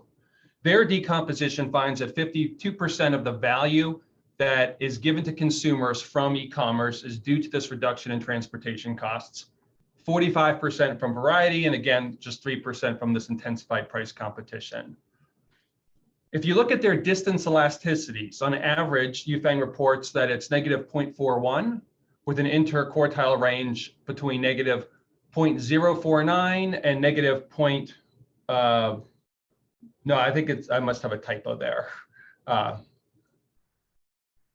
So yes, there's a typo in my interquartile range. One thing I wanted to highlight is that this could actually be an underestimate for the average elasticity for consumers, because we're focusing inference on those customers who are actually switching across retailers. And if you have some customers who are sort of loath to do that kind of substitution, we're not going to be able to use variation in their choices to estimate their presumably higher elasticities. Now, given that Yufeng had a distance average or an average distance elasticity of negative 0.41, I wanted to see how that compared to the project that Scott and I had been working on. So in our paper, we looked at, you know, the large retail expansion of a single retailer, like a Gap style retailer. And I apologize for the self-promotion of our paper as well. But we found much higher elasticity, or much lower elasticities than Yufeng found. We didn't have competitive effects because, for the most part, our set of competitors stayed the same over time. It was really just variation driven by the entry of this one specific retailer. And we found elasticities for the retail channel to be about negative 0.18. And we looked at both purchase frequency and expenditures. So about half of what Yufeng found. And I was trying to rectify this. And then, you know, if you actually look at these elasticities as a function of distance, when we're at these smaller distances, you find that the elasticities are even smaller in our paper. Of course, we're talking about much bigger distances. Yufeng and Bart found a modal offline distance of 2 kilometers. And for our retailer, we were looking at, you know, 1 kilometer or 1 mile all the way up to 100 miles. So part of the explanation, again, goes back to product substitution. In our situation, it was a clothing manufacturer. They didn't sell these products in other chains. So if you were loyal to this specific manufacturer, you were more willing to drive these distances. And if you turn back to Yufeng's appendix, he and Bart actually do some of these sensitivity tests where they estimate distance effects as a function of the type of retailer we're looking at. And for their offline branded retailer, they found a coefficient of negative 0.161, almost exactly what Scott and I found as well. For specialty stores, they found something similar. I was a little confused about how we aggregate across specialty stores because I don't substitute between dog food and wine, but that's not really the focus of the paper. Most of the gains here are, again, things like peanut butter, right? It's discount stores, it's general merchandiser stores, it's places where you might not have specific brand loyalty, or the manufacturer provides these products in multiple different types of stores. And this is where you really see the gains in convenience, because you have similar options that you find attractive in multiple different channels. So I was very happy to sort of see that we had a lot of sort of agreement across the two contexts.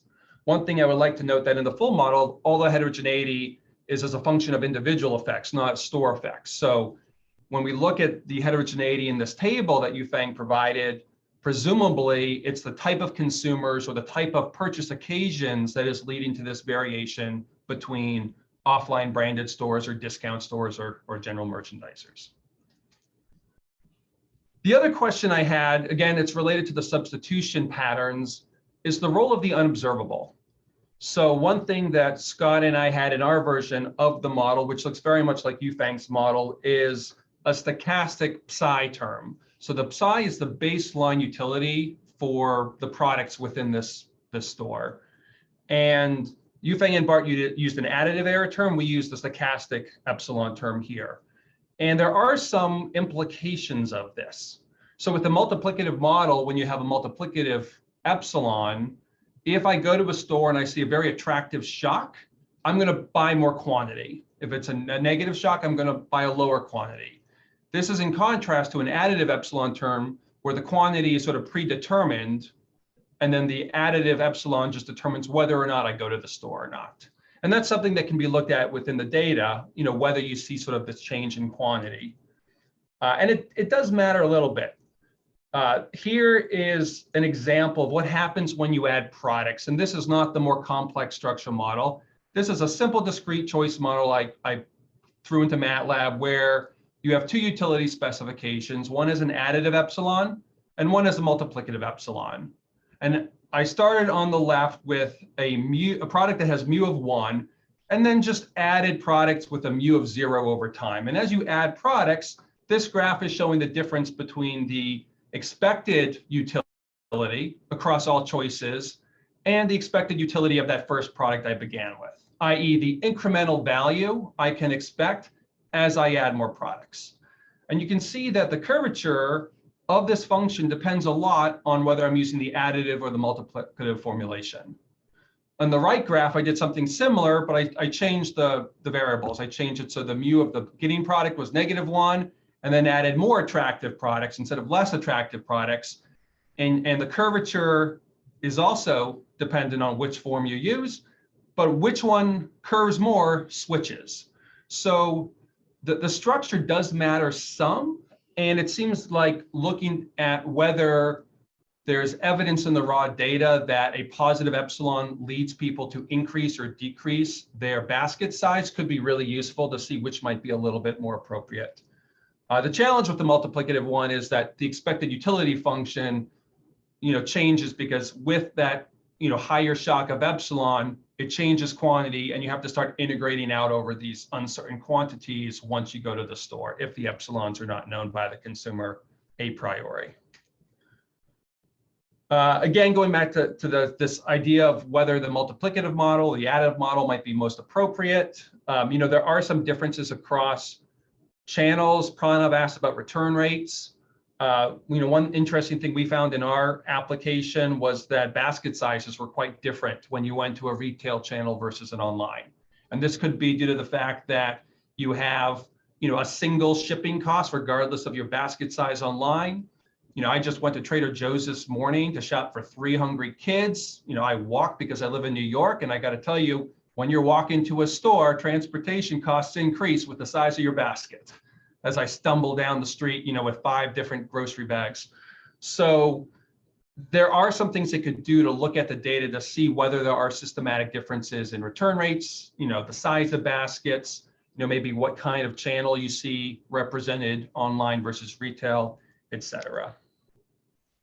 The last thing I sort of wanted to bring up was, one, I love the fact that this is, a single utility model. It's a comprehensive utility model, direct utility framework, but it's not clear that all money would be fungible across the different categories of expenditures.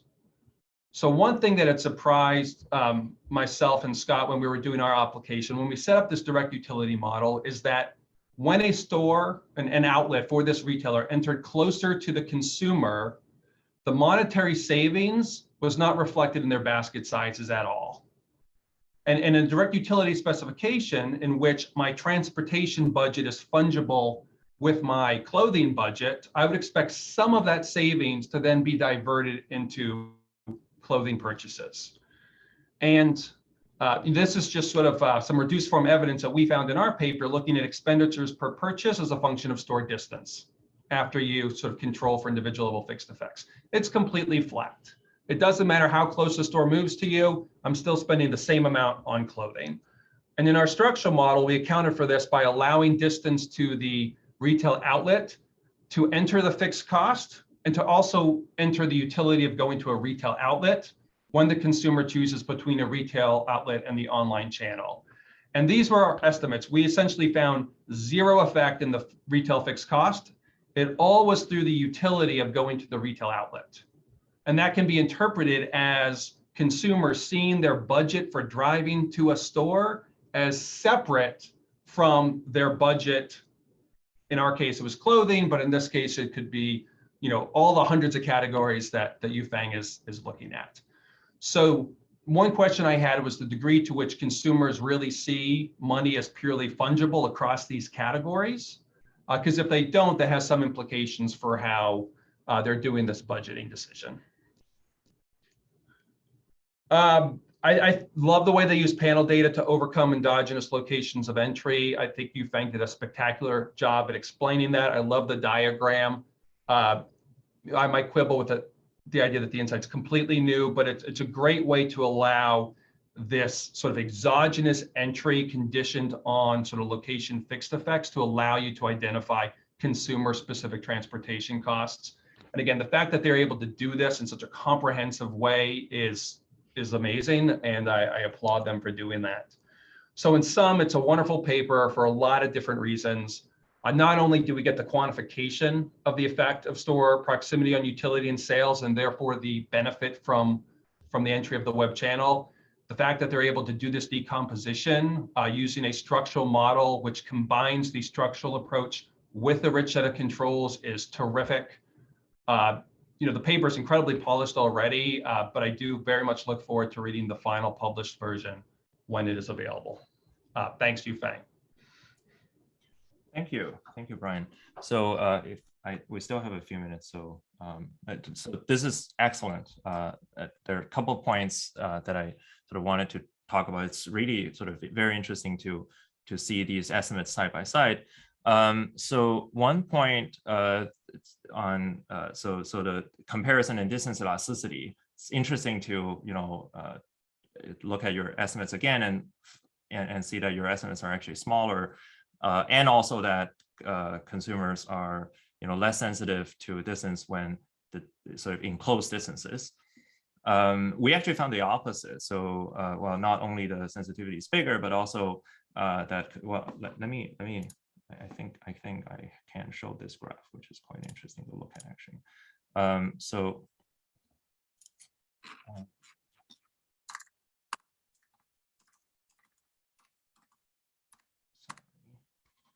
This one. Oh no, my screen is out of my control somehow.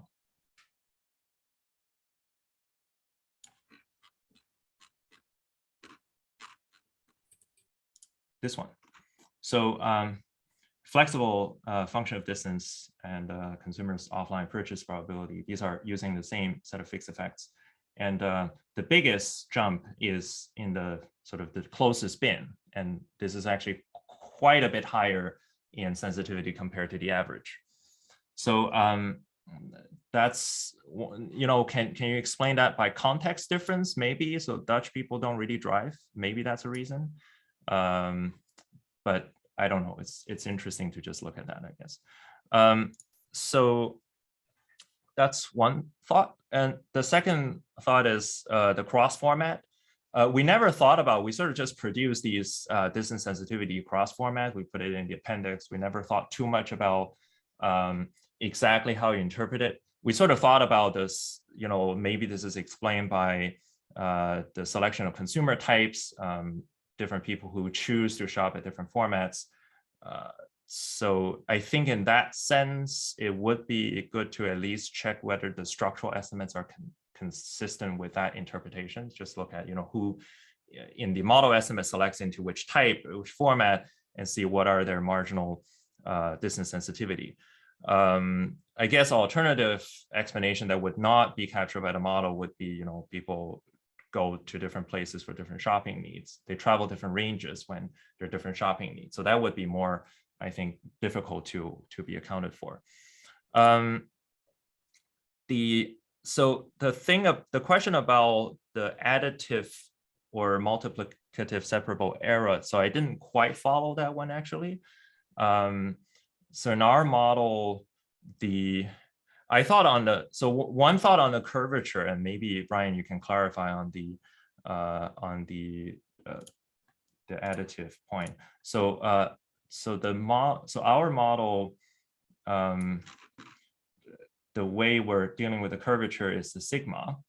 So I think in your model and in Bot's model, the way the parameter drives the curvature is the log quantity divided by a parameter plus 1 functional form, so the division. That's sort of my understanding, but I don't know whether that's the right understanding. Yeah, sorry if I was unclear. So in both specifications, you have this exponent term, which gives you the satiation curvature. I was talking, in what I was showing, I was trying to make it an even simpler model, but sort of the role of adding products, if it's just, every time you add a product, you get another something that has a mean utility of whatever, plus this additive epsilon, right? The role of that additional product really depends on whether that is an additive epsilon versus a multiplicative one. So if we can think about a product that has, very small utility in the multiplicative model, I'm going to multiply 0 by whatever the shock is, right? If we think about the limit. And if it's a really positive utility, that epsilon is going to scale up whatever this more attractive product is that you add.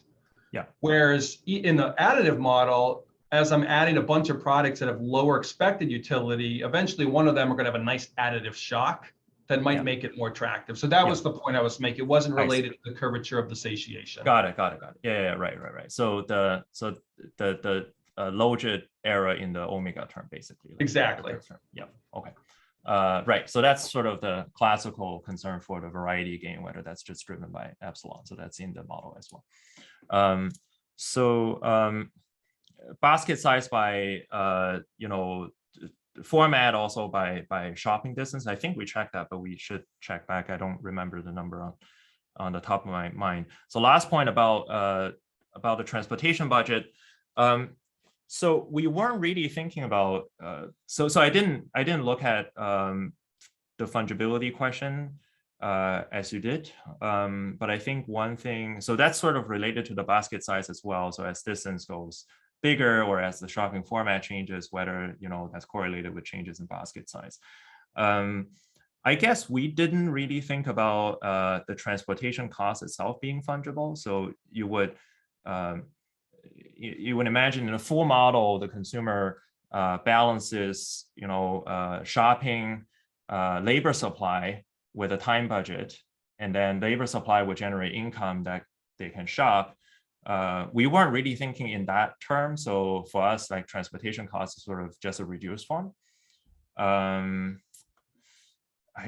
It would be interesting to think more. I actually have some, very early on, ongoing projects that's a little bit related, but quite far from that, but sort of related.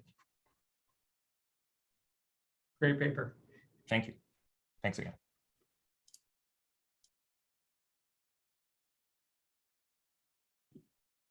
So thank you, Yifeng and Brian. I think it's time for the next presentation. I would appreciate if you can share your slides.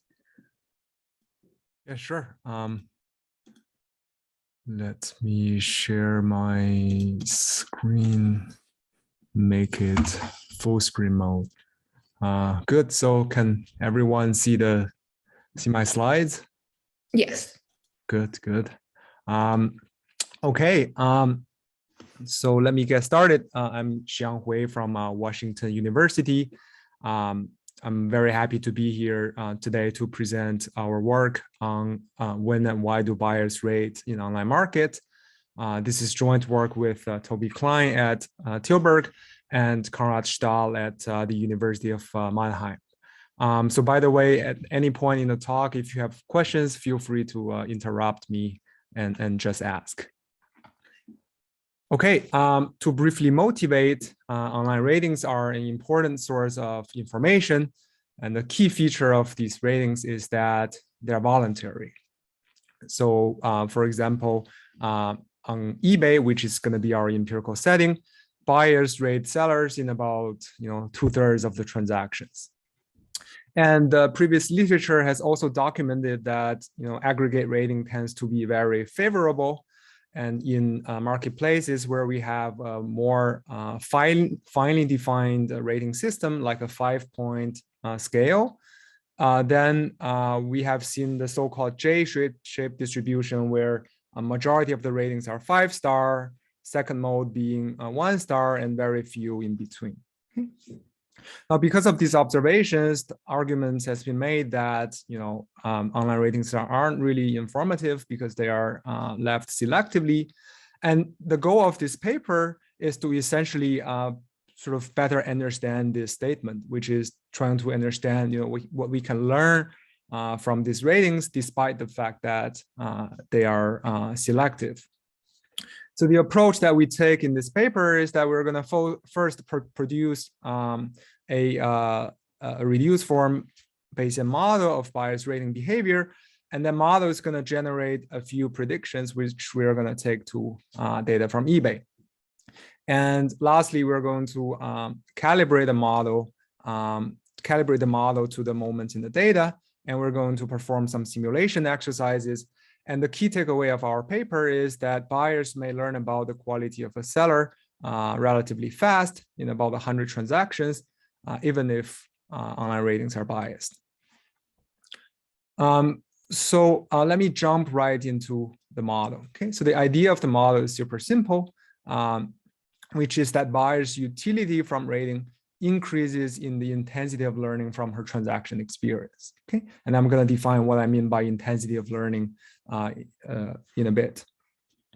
Now, the model is a simple binary model in the sense that sellers can be either high or low quality, and we also have a binary signal in the following sense. So when the seller is of high quality, then the transaction experience is good with probability rho G, and if the seller is of low quality, then the transaction experience is good with probability rho B.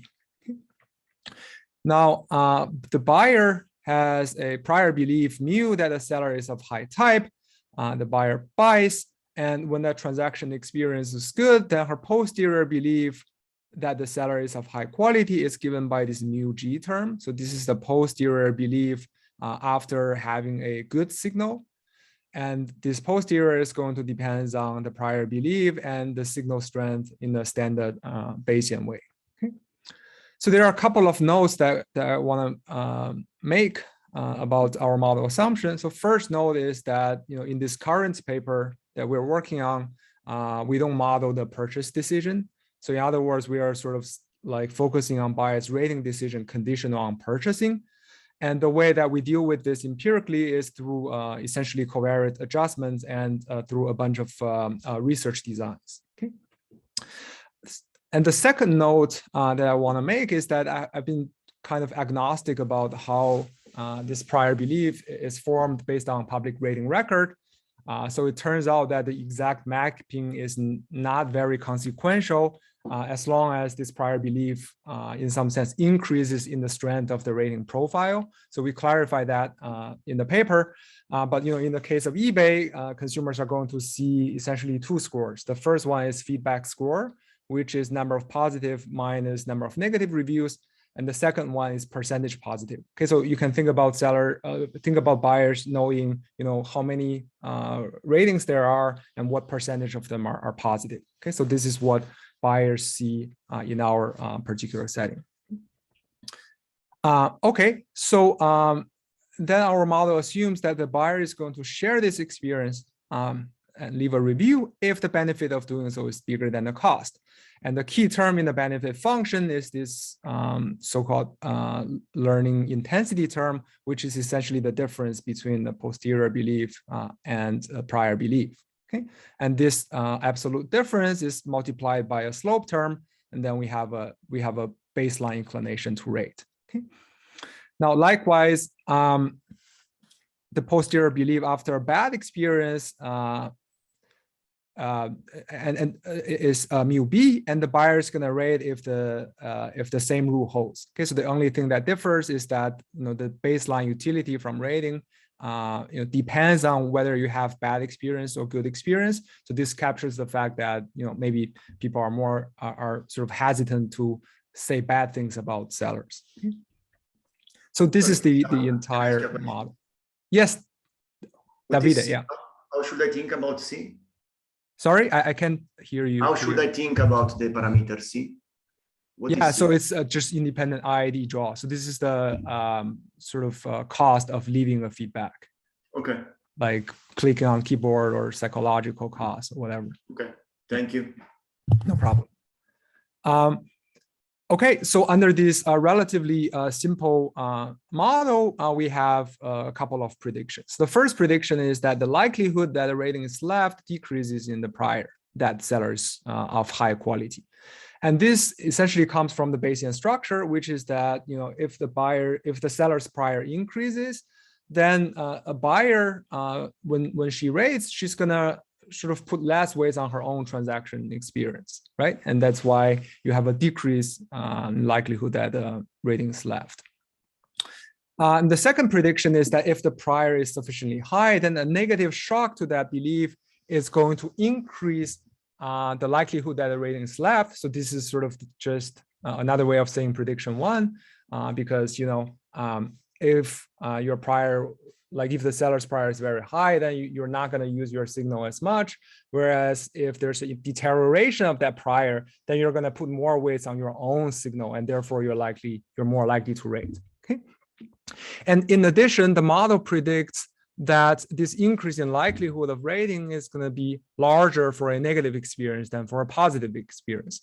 So this comes from the mechanics of a binary Bayesian model, in that if your prior is quite high about the seller, then you just learn more from a negative experience than the amount that you learn from a positive experience, which is why this increase in likelihood with the deterioration of your belief is going to be asymmetric between negative and positive experience. Okay. Now, in the next slides, I'm going to show you a graph to visualize the two predictions. And to plot that graph, we have to assume a couple of parameters on the signals, which we think are a reasonable given setting of eBay. So in particular, row B is 80%. That means that if you're a low type, if you're a bad seller, then you produce good transaction 80% of the time. Okay, so we think that this is a reasonable metric or reasonable number, because these platforms, they have various levels of quality control. So if you are a super terrible seller, then essentially the platform is gonna kick you out or put you super down on the search results so that you're not relevant. Okay. So under the model structure and a couple of parameter assumptions, in this graph we plot the learning intensity for a good and bad experience against a seller's prior, okay, or prior belief that the seller is high type. Okay. Now let's start from a region that's like reasonably high, say 70% and more. So again, we don't explicitly model purchase behavior, in this particular model, but you would think that if your prior belief was low, then transaction probably wouldn't take place to begin with. So this region is sort of what's more relevant for our setting. And if we start from somewhere high, let's say 0.7, then an increase in prior belief is going to decrease the amount of learning that I have, right? And therefore I'm less likely to rate. And this is true for both positive and negative experience. Okay, so that's prediction one.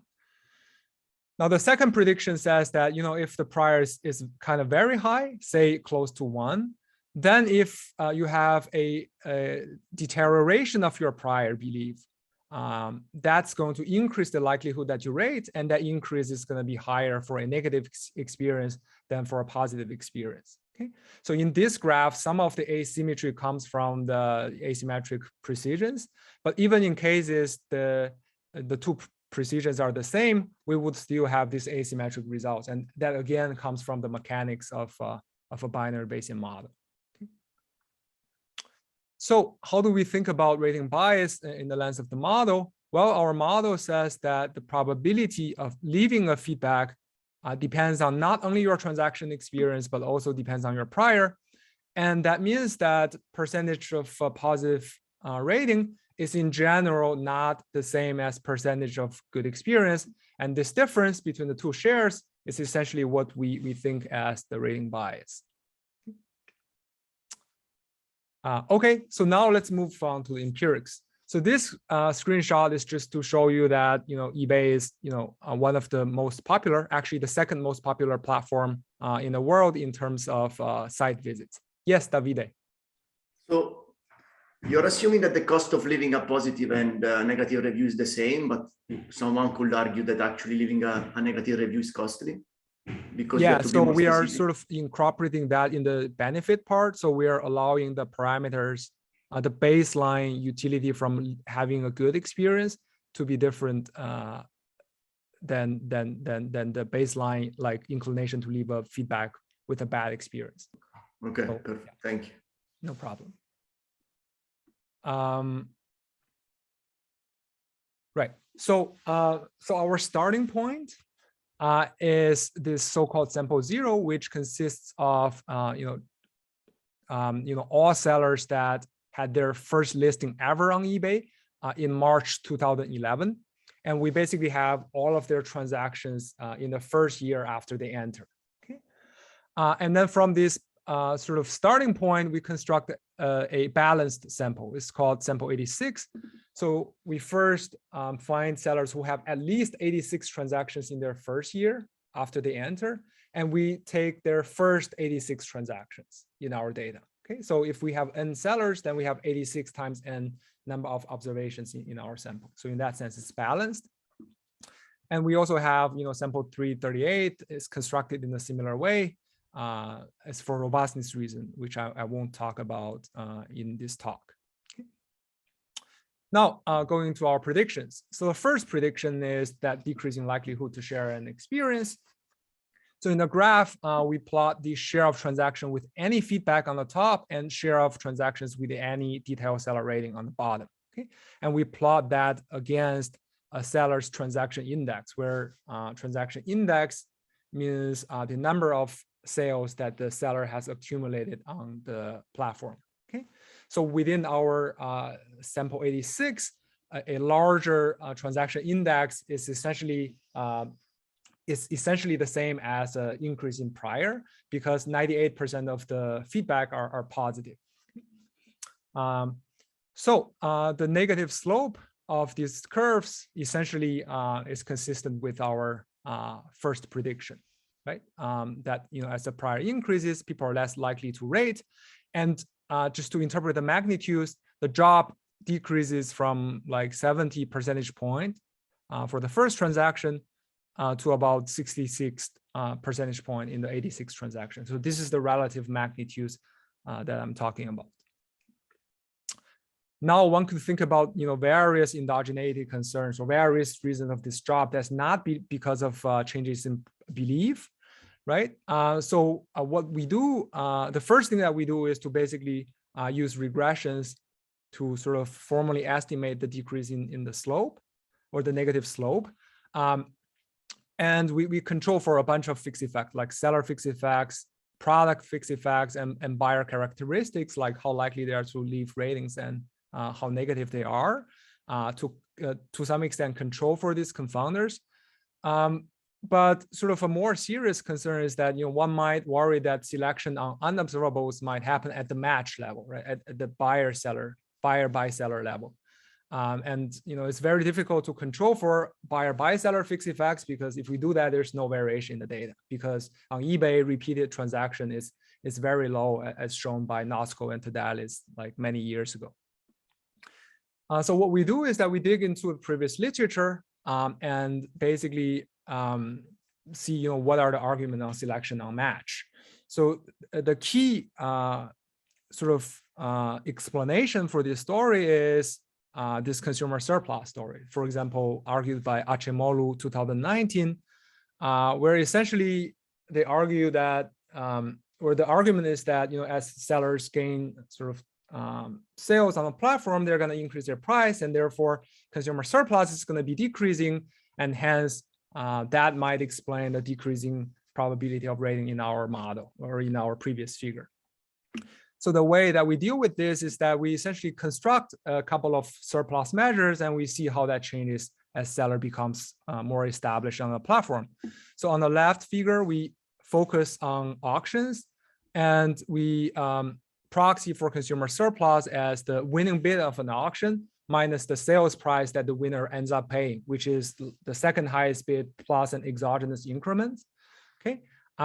So because eBay's auction is pretty much the same as a second price auction, if bidders are bidding optimally, then they should bid their maximum willingness to pay, and therefore this difference captures the surplus for the winner.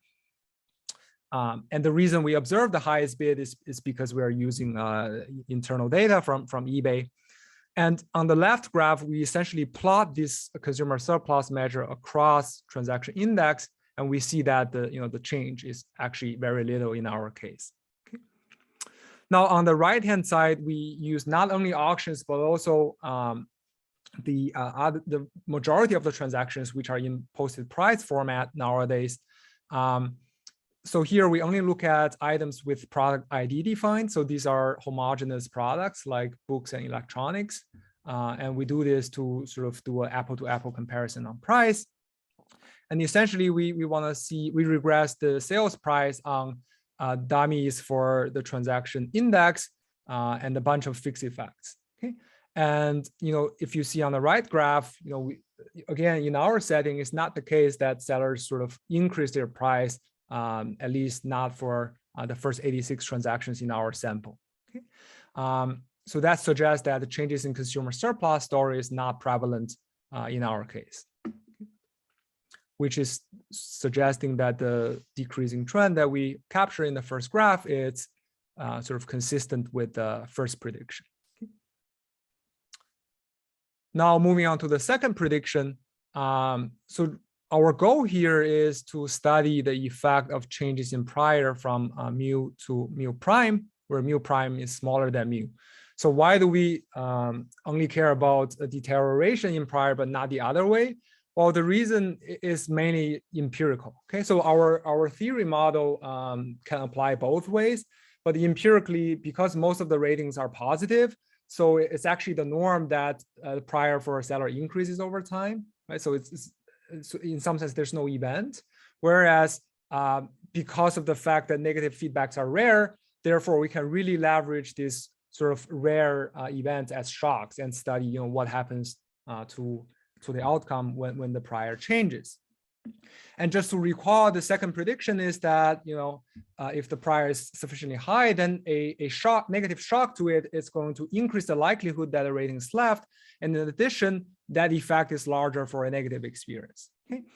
And to briefly recall the argument, so suppose that a buyer has a negative experience.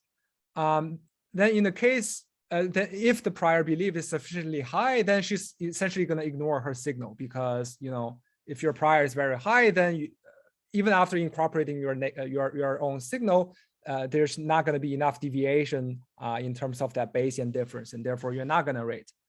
But now suppose in a counterfactual world where a new negative feedback arrives after you purchase but before you rate, then you're going to form an updated belief which is going to attach a lower probability to the seller being a good type compared to the counterfactual world where no negative ratings arrived. Okay, so that means that you're going to be more likely to rate in this particular case. Okay, so that's the argument. Now the challenge here is that if you just run a naive regression where you regress subsequent negative feedback on prior negative feedback, then the two negative feedbacks can be just confounded by quality, right? So essentially an ideal variation that we need is a shock that only changes consumers' belief, but uncorrelated with underlying seller quality. So the design that we take is to leverage negative feedbacks that were given by mistake. Okay, so I will talk about how we know these things in the next slides, but the identification idea here is that these mistaken negative feedbacks are not meant to be negative, and therefore they are not reflective of bad seller quality. But unlike us, later buyers on the platform do not know that these were mistaken feedbacks before they were taken away, and therefore they update their prior belief anyways when they rate. Okay, so that's going to create a variation in just the prior belief that we need. Okay. Now, under this assumption, the evaluation is sort of straightforward. It's a simple DID where we regress, the rating outcome for seller I, for transaction number T, on a transaction index fixed effects to capture the decreasing trend. Treat I is essentially a treatment dummy that indicates whether the seller is in the treatment group, where being in the treatment group means that the seller has received a wrong negative feedback anytime in our sample. And this beta is essentially going to capture the baseline difference in treatment seller and control sellers, which could reflect the fact that they are selling in different markets. And this post-IT indicates the period after the wrong negative feedback was received. Okay, so gamma is our parameter of interest. Okay, so how do we know that the feedback is sort of mistaken? Well, the good thing on eBay for us is that buyers and sellers needs to go through a structured process in order to have the feedback retrieved. So in particular, the seller needs to fill in this form and send it to buyers.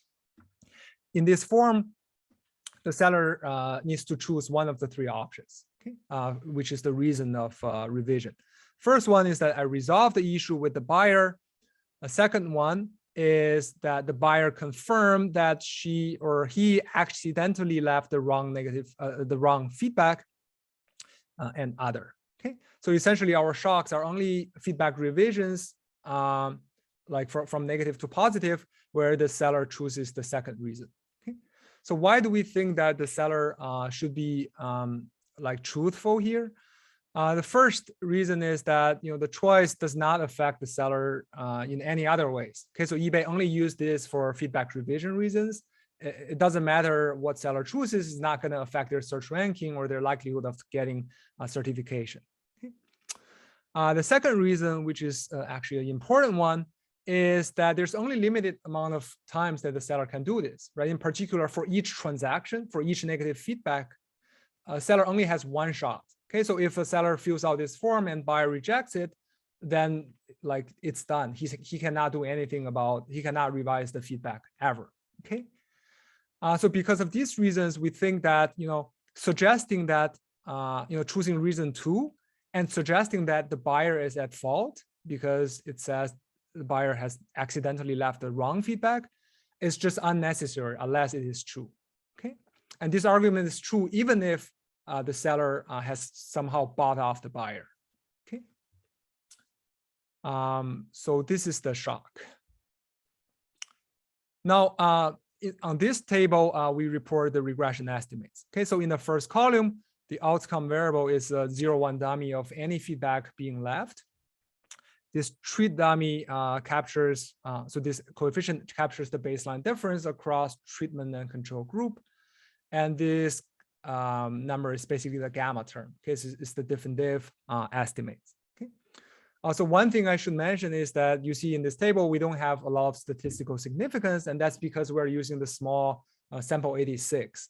Okay, and I mean the sample itself is not that small, but our event is wrong negative feedback, right? So there are only like 260-ish such feedback revisions in our sample. Okay, so power-wise, it's going to be small.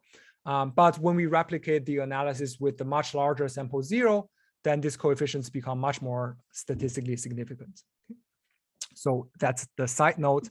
But if you look at the coefficient, this is saying that, like compared with the control sellers, in the treatment group, after a seller receives this wrong negative feedback, then the likelihood of them receiving any feedback increases by about 4.7 percentage point.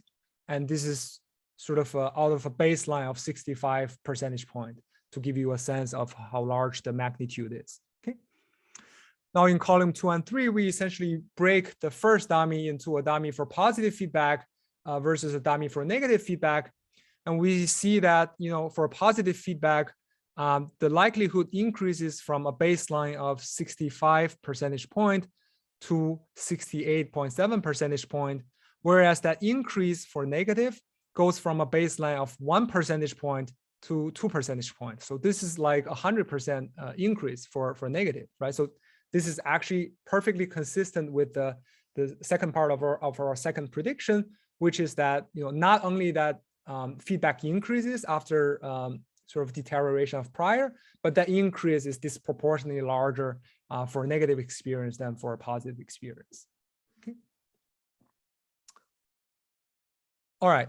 So now the second challenge that we are facing with this design is that, even though this shock, this wrong negative feedback is not related to seller quality, but still after seller observe this wrong negative feedback, they might change their behavior, right? They might increase their behavior, or they might just give up and decrease their behavior, decrease their effort. Okay. So to deal with these concerns, we have the following event study design, okay, where we first denote the time of wrong negative feedback by T0, and we're going to essentially bucket transactions into 3 classes. So in class 1, all the transactions took place before T0, and the rating date is also before T0. For transactions in class 2, they take place before the arrival of wrong negative feedback, but their ratings happen afterwards. Okay. And lastly, for class 3, the transactions have both transaction date and rating date after T0. Okay. So in a nutshell, when we compare transactions in class 2 versus transaction in class 1, we kind of control for this endogenous change in seller behavior, because for transactions in both classes,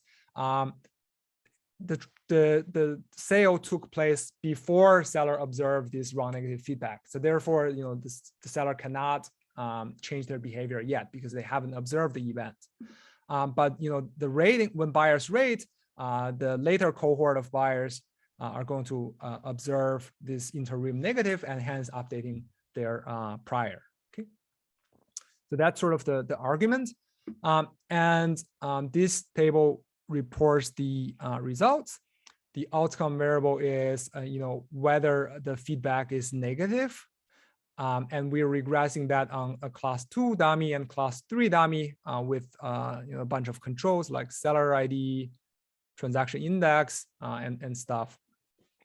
Oh, by the way, one implicit assumption in this design is that we're conditional on the set of transactions that end up in the review, right? Because the way we're bucketing these transactions, we're using their rating dates, right? So all of these transactions in this design are rated.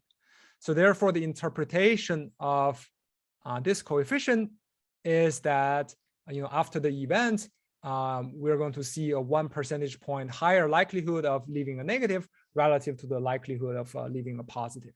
Okay, so that's the interpretation. And again, giving a much lower baseline rate for a negative feedback, this increase is much larger for a negative feedback. And in the paper, we did some like back of the envelope calculation that shows that this estimate in terms of magnitudes is very much in line with our main specification.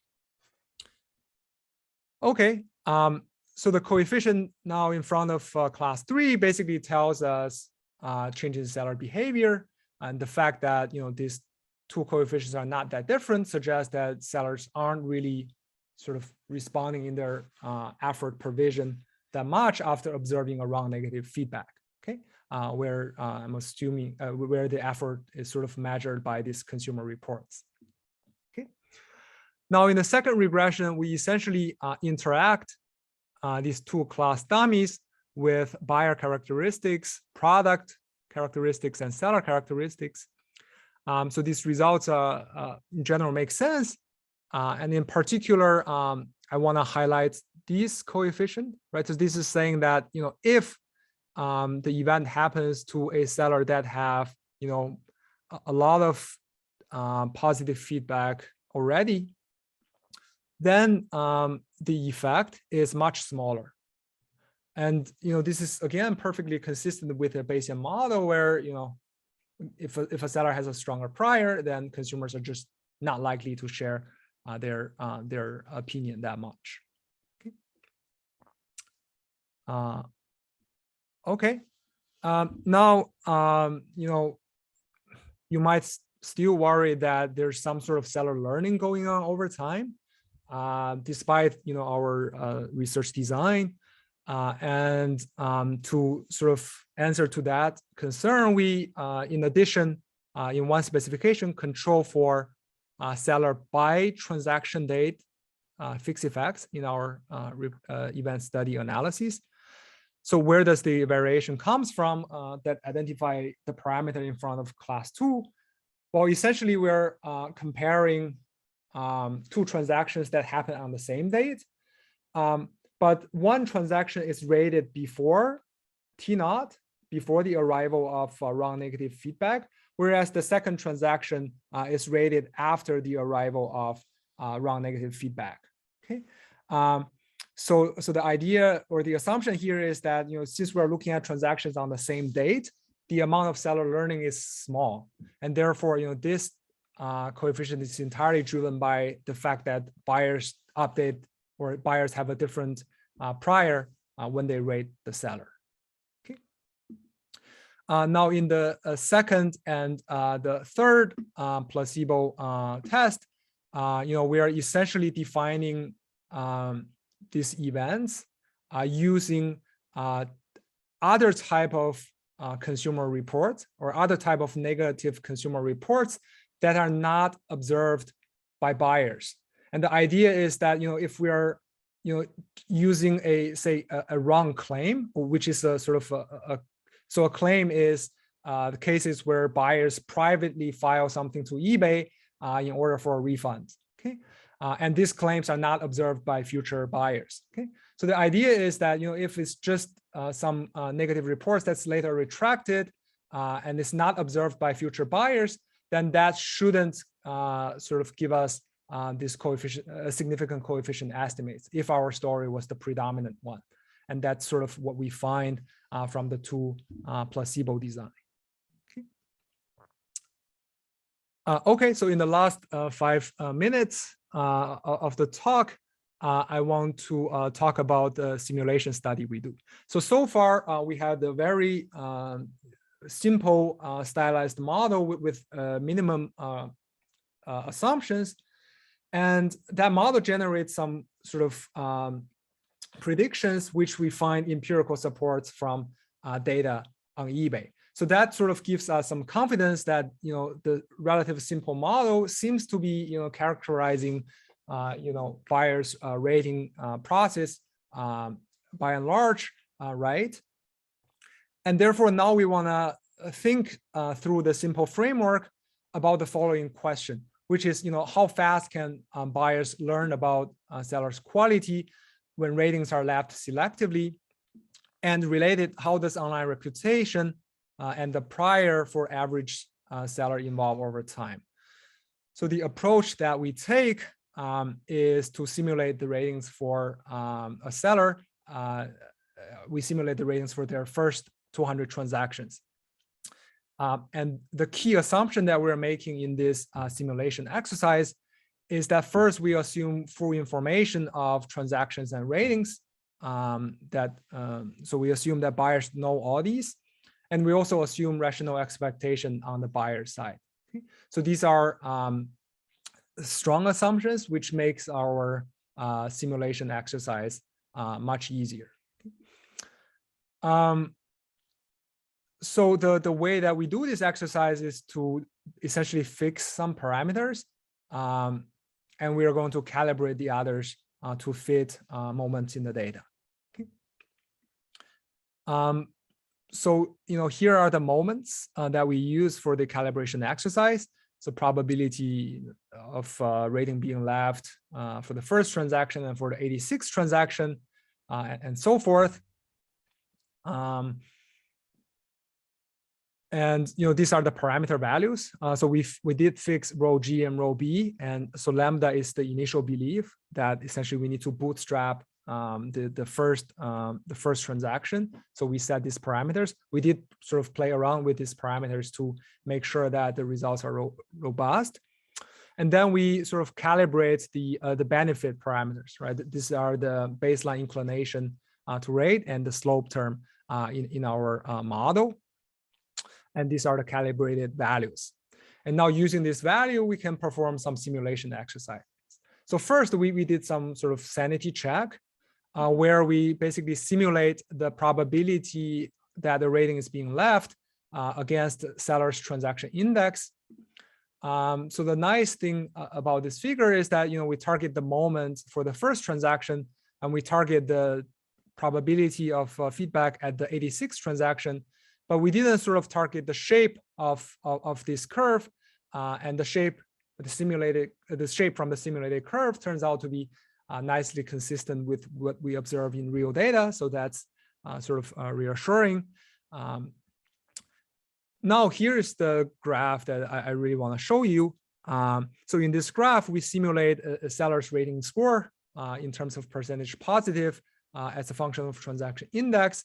We do this for a good seller and then for a bad seller. Okay? The dotted line here are essentially true quality. So these are the share of transactions that are good.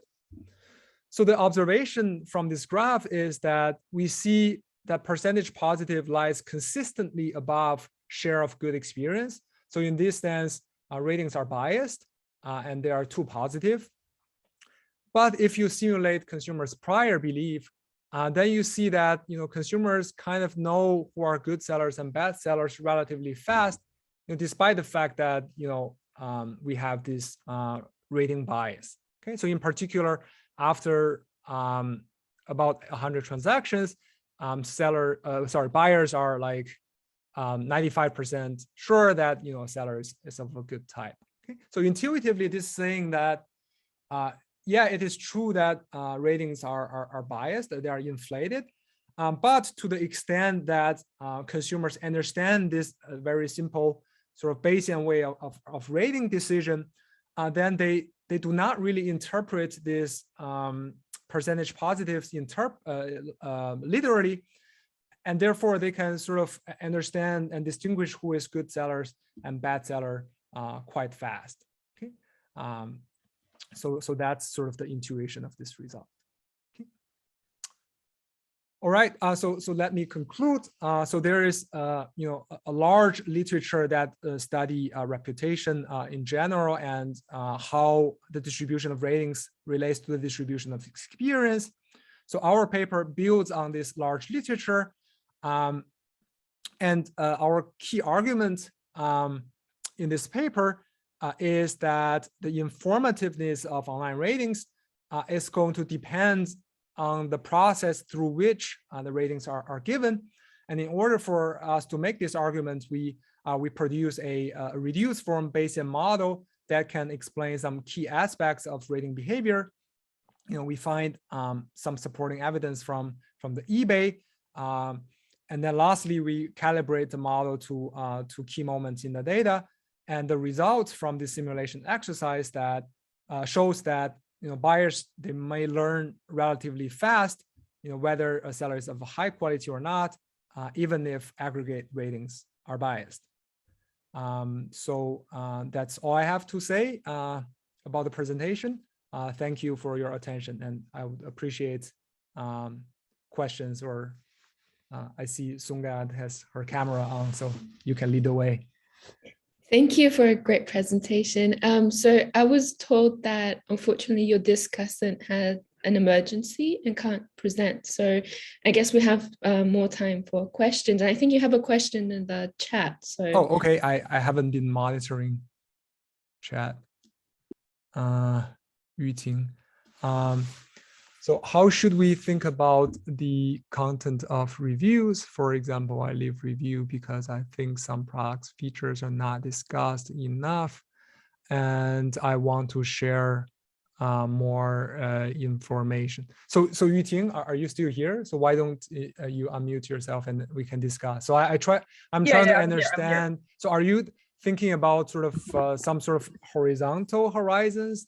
For example, there is no changes in terms of the quality that I think, but it may be that I just want to leave a review. I think in previous reviews, for example, some product features, I think, okay, I find something new that I want to share for the future customers.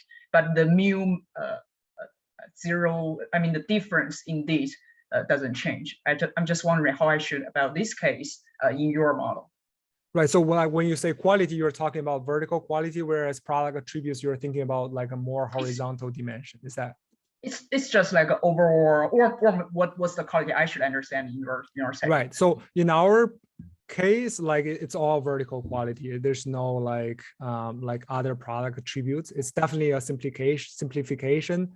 As you can see, our model is highly stylized. So our point here is that even though we're sort of just looking at vertical quality case, the simple model can still sort of generate the key patterns in the empirical data, which we find to be encouraging. I think what you said about other product features are also very interesting, and that's definitely sort of worth to look more into in future studies. Okay, cool.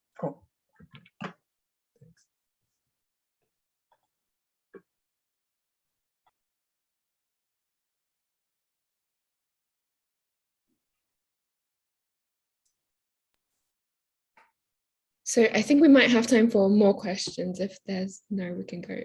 Yes. Any questions would be appreciated.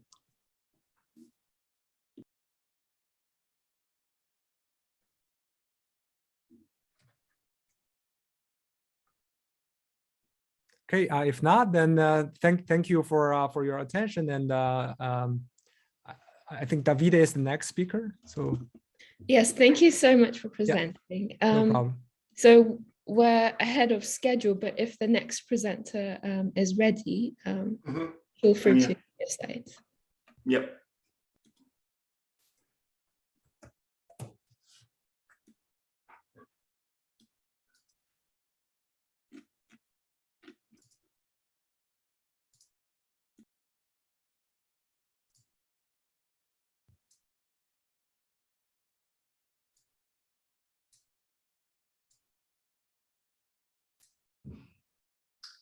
Okay. Can you hear me well? Yes. Why am I? This is on pause. Okay. Can you see my screen? Yes, I can see a screen. And the slides move? No. Are you changing your slides? Okay, wait a second. It says that. Okay. Now it works. Now it works, right? Yes, now it moves. Okay. Good morning, everyone, or good afternoon, depending where you are. Thank you for being here for the last talk of the conference. I'll try to be as brief as possible. So this paper title is The Effect of Short-Term Rentals on Residential Investment.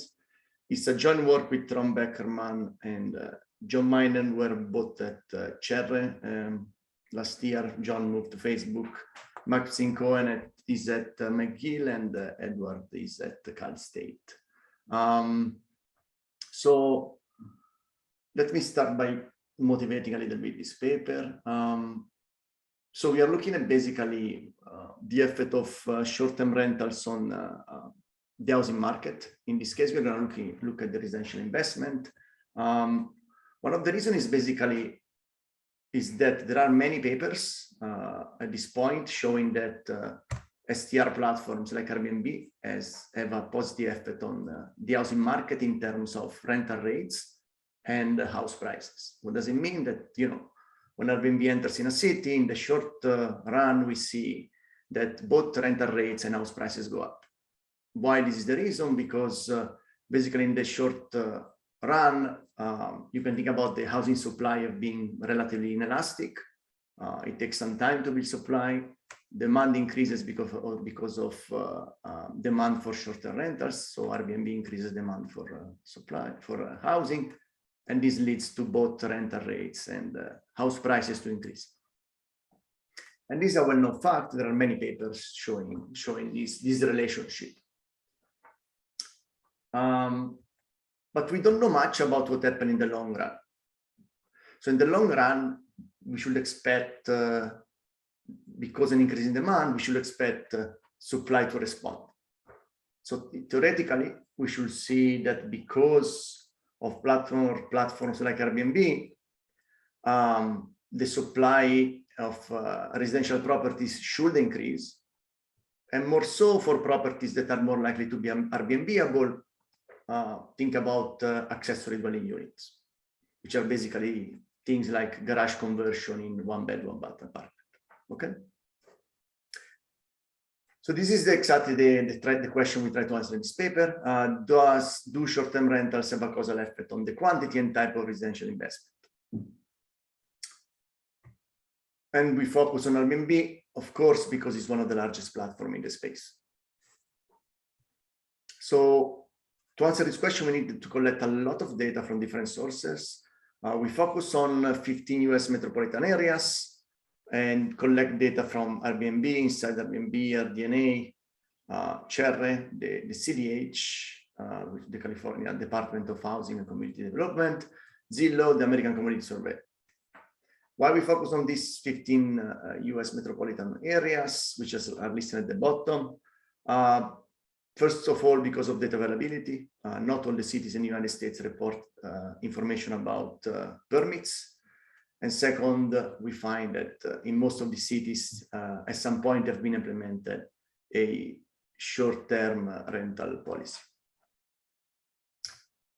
So the data, Airbnb data, again, we collected this data from 3 sources. We have about 1 million properties and 30 million reviews. What we do with this, we construct a zip code year month level panel of active listings spanning about 12 years. If you're familiar with Airbnb, there is no easy way to infer whether a listing is active or not. So what we basically use is reviews to create a time to live for every listing. Essentially, a listing starts as active and we stay active for M months, which is now our data is 3 months. If after M months there is no review, the listing exit. If we see a review, the list live is update.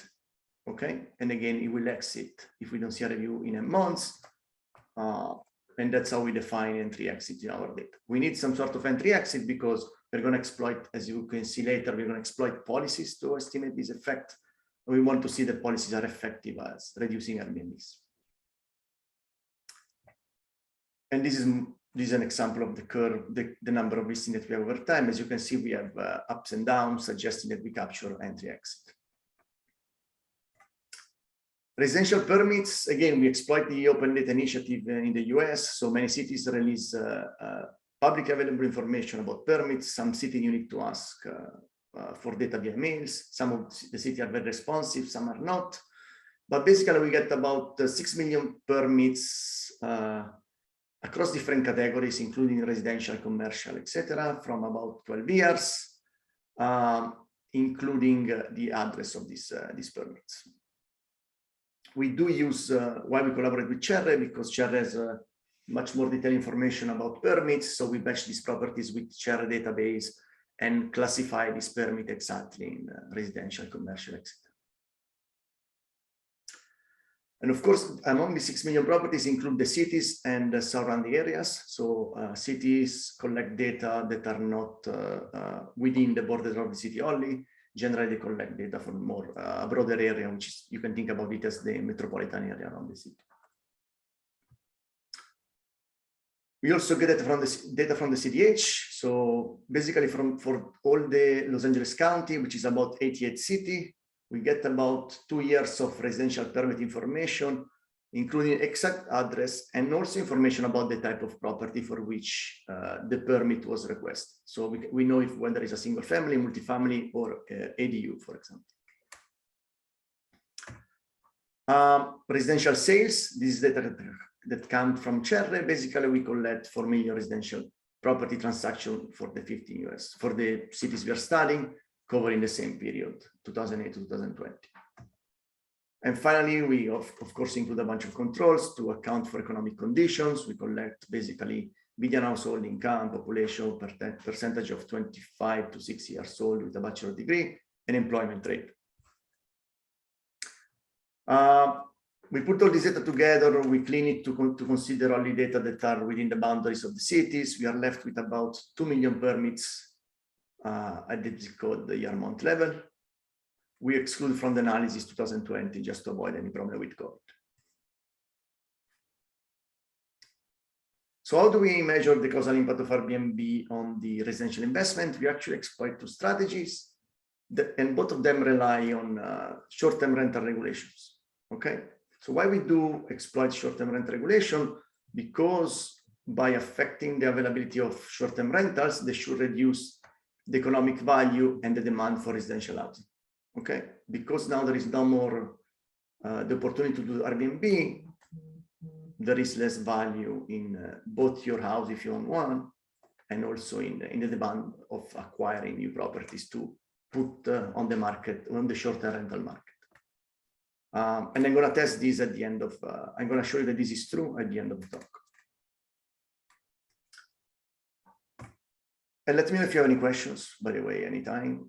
So the first strategy is basically defend if, right? We have these cities, we have a policy date, which is different from every city, for every city.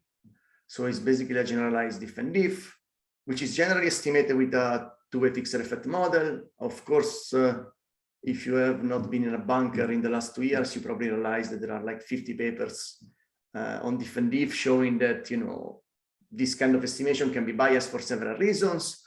So in order to avoid any sort of bias, we use the estimator proposed by Callaway and Santana. I don't want to go into much details about discussing this estimator, but you can think about this estimator as a estimator that estimates a weighted average treatment on the treated of all possible 2x2 defend if in the data. What are the identification assumptions in our for this empirical strategy? First of all, STR regulation should negatively affect Airbnb supply. This is testable. And then STR regulation should be exogenous with respect to residential investment. Okay. Of course, this is not directly testable. A couple of things we can do. It's first the parallel trend assumption. I'm going to show you that before the treatment, trends seem similar across treated and control units. And in the second part of the talk, I'm going to show you that the results, these defend if results are replicated with a strategy that relies on a different identification strategy that relies on completely different assumptions. Yes, Sean?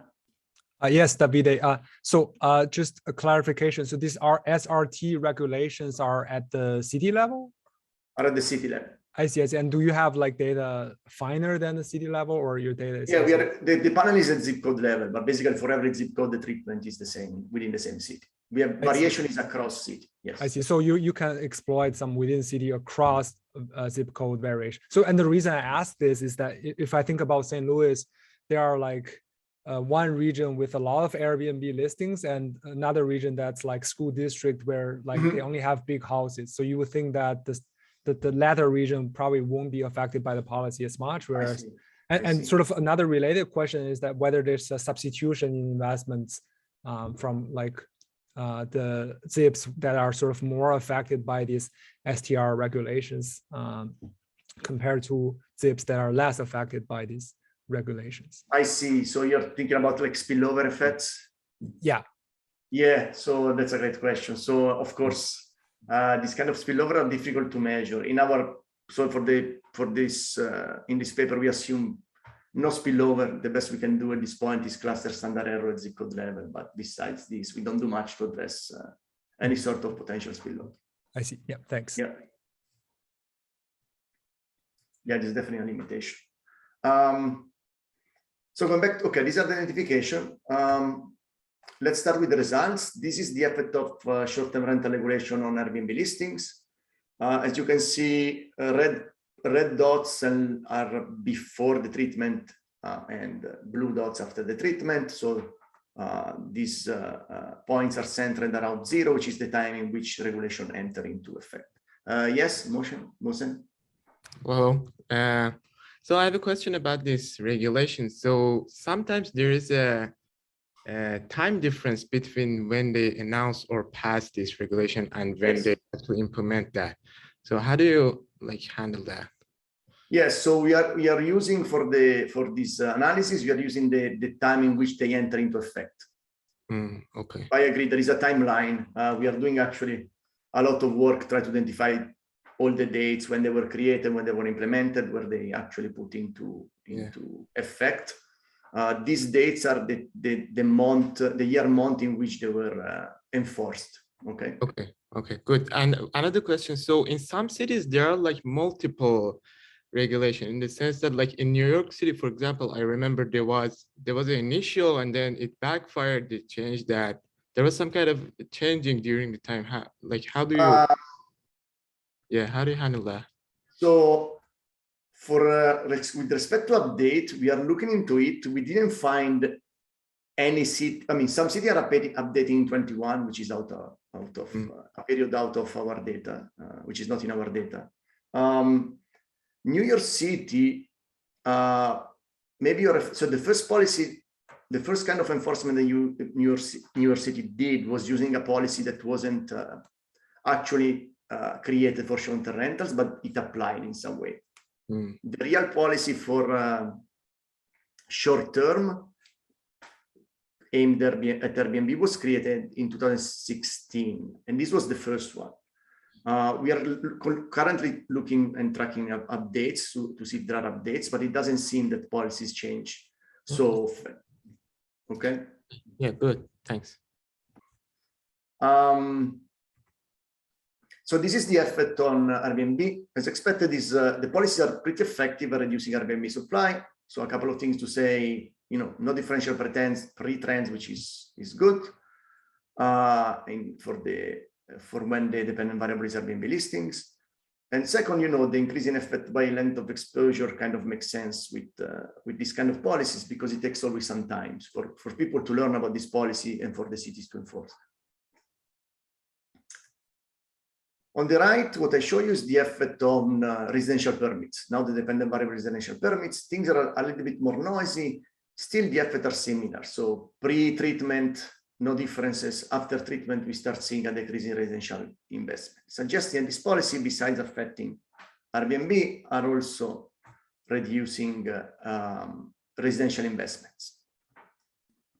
If you're interested, yes. Sorry, so if you look at the permit, it sort of stabilizes, the effect stabilizes after month 12, whereas the effect on listings is sort of caps decreasing. So I wonder, they're a little bit different, and also the estimates for the permits are a little bit more noisy.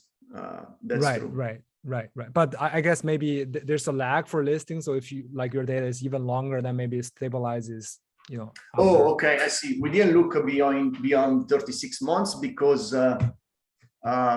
actually, if you think about already the points between 24 and 36 months are more noisy in the sense that the number of cities in the data becomes lower as you go far away from the treatment. So we try to limit the analysis to a relatively short period, but we could look for longer period. The point is that it's going to be probably much more noise. Yeah, makes sense. So if you're interested in the average treatment effect on the treatment, the CS estimator gives you that, and it's about 20% for listings and 10% for permits.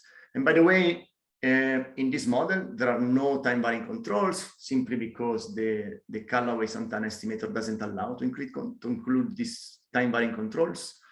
They're working on it. What I can tell you is that these results are more or less the same if we run a two-way fixed effect, including controls. So what I show you so far is that regulation seems to be effective at reducing Airbnb, and regulation also has an effect on residential investment, suggesting a link between short-term rentals and residential investment. If you think about policymakers, probably they care more they probably care more about the elasticity between Airbnb and these permits. So we can do that. Of course, we have to go back to a two-way fixed effect model, where we estimate a log-log model where on the left-hand side we have permits, on the right-hand side we have Airbnb and a bunch of controls, and including zip code and year-month fixed effects. Problem with this is that Airbnb is like endogenous. Okay, so how we address this endogeneity problem, we instrument with the policies, right? And the argument these policies are likely to be exogenous with respect to residential investment. If you believe the instrument, then we can estimate this regression, and we have our results that are on the second column. We have the elasticity that is actually quite high, is 0.8%.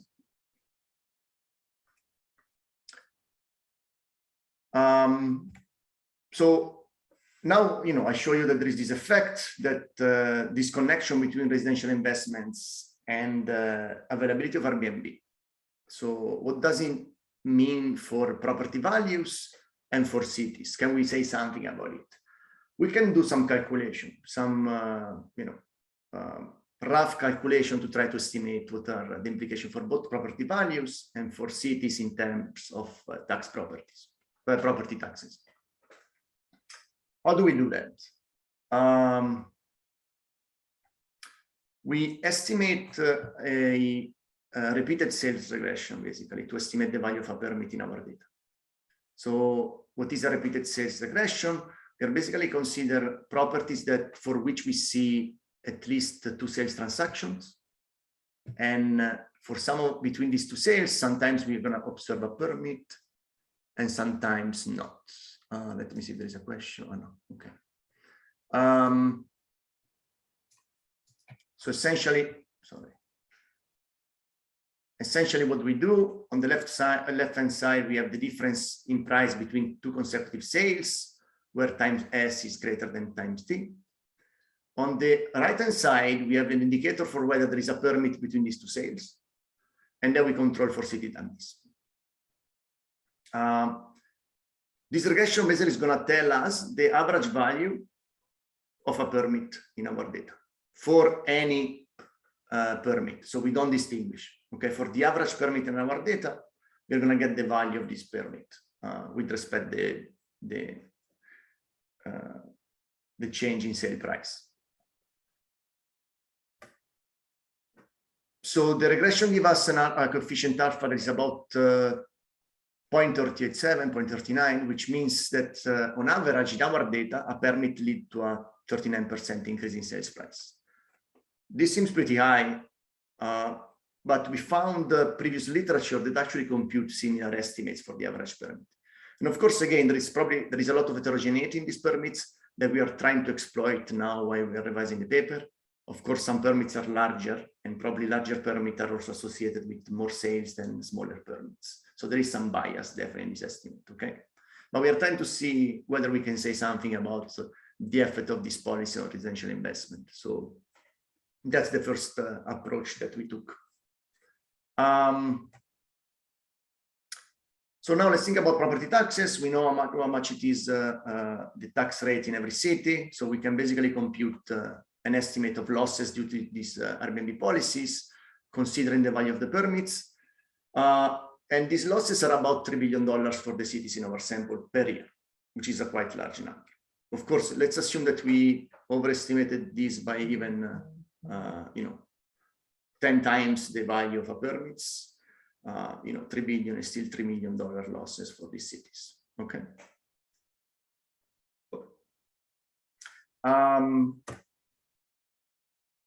Second strategy. So now I show you how I exploited policies across cities. We exploit variation in the timing of the policies across these 15 cities.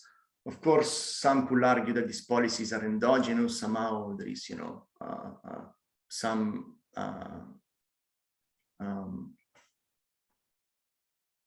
Airbnb hosts maybe reacted in anticipation to this policy. They did something that generated this effect. Okay, so we try to convince you and the readers that this effect are there.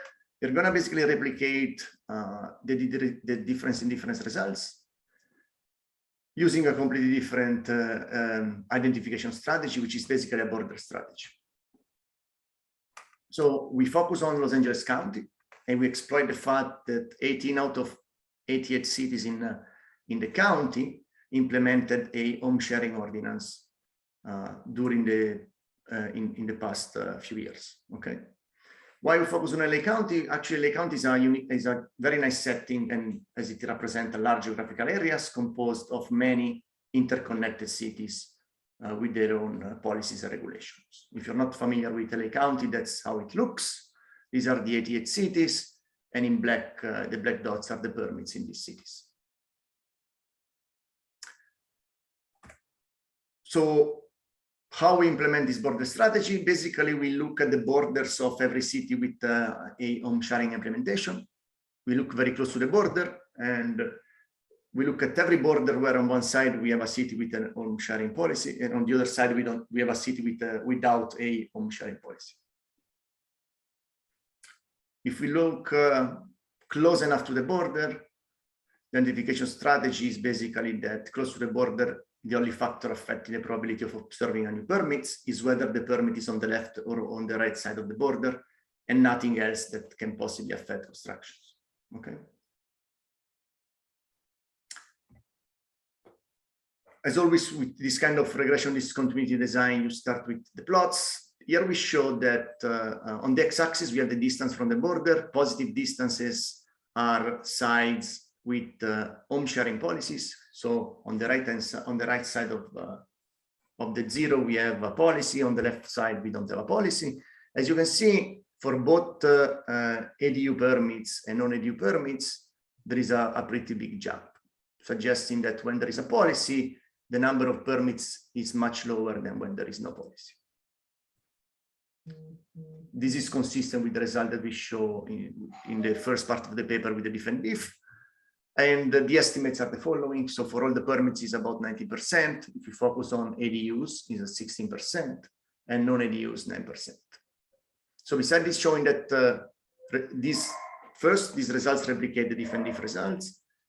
And second also shows that properties that are more likely to be put on the short-term rental market are those more affected by the policy, which I think it makes sense if you think about the values that Airbnb can give to these properties. So the one last thing I want to show you is that, at the beginning I say, okay, let's exploit these policies. Why? Because these policies should affect the value and demand for housing. Which means that if you think about it, that these policies should also lead to a reduction in house prices, right? And this we can show this using the same Callaway-Santana estimator.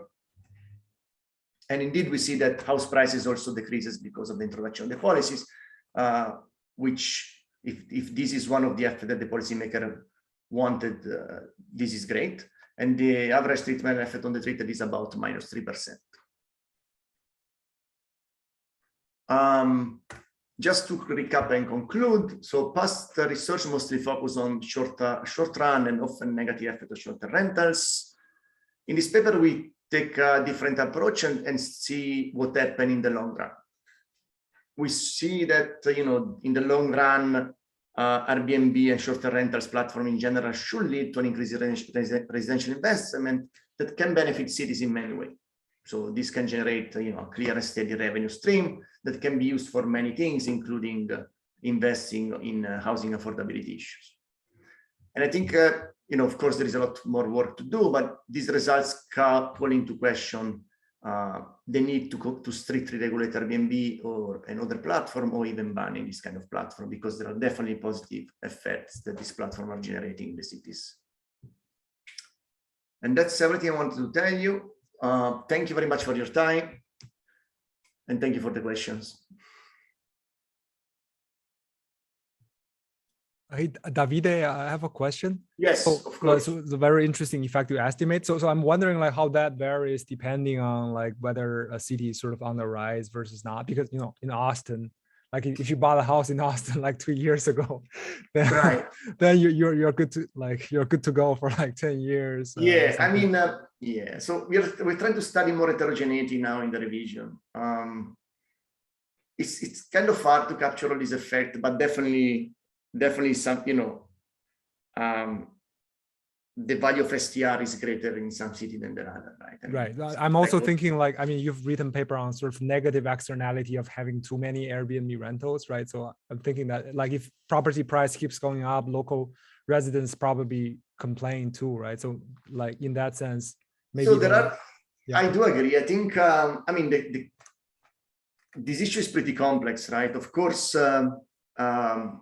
policies like the one that cities are implemented are reducing Airbnb, which means lower house prices on one side.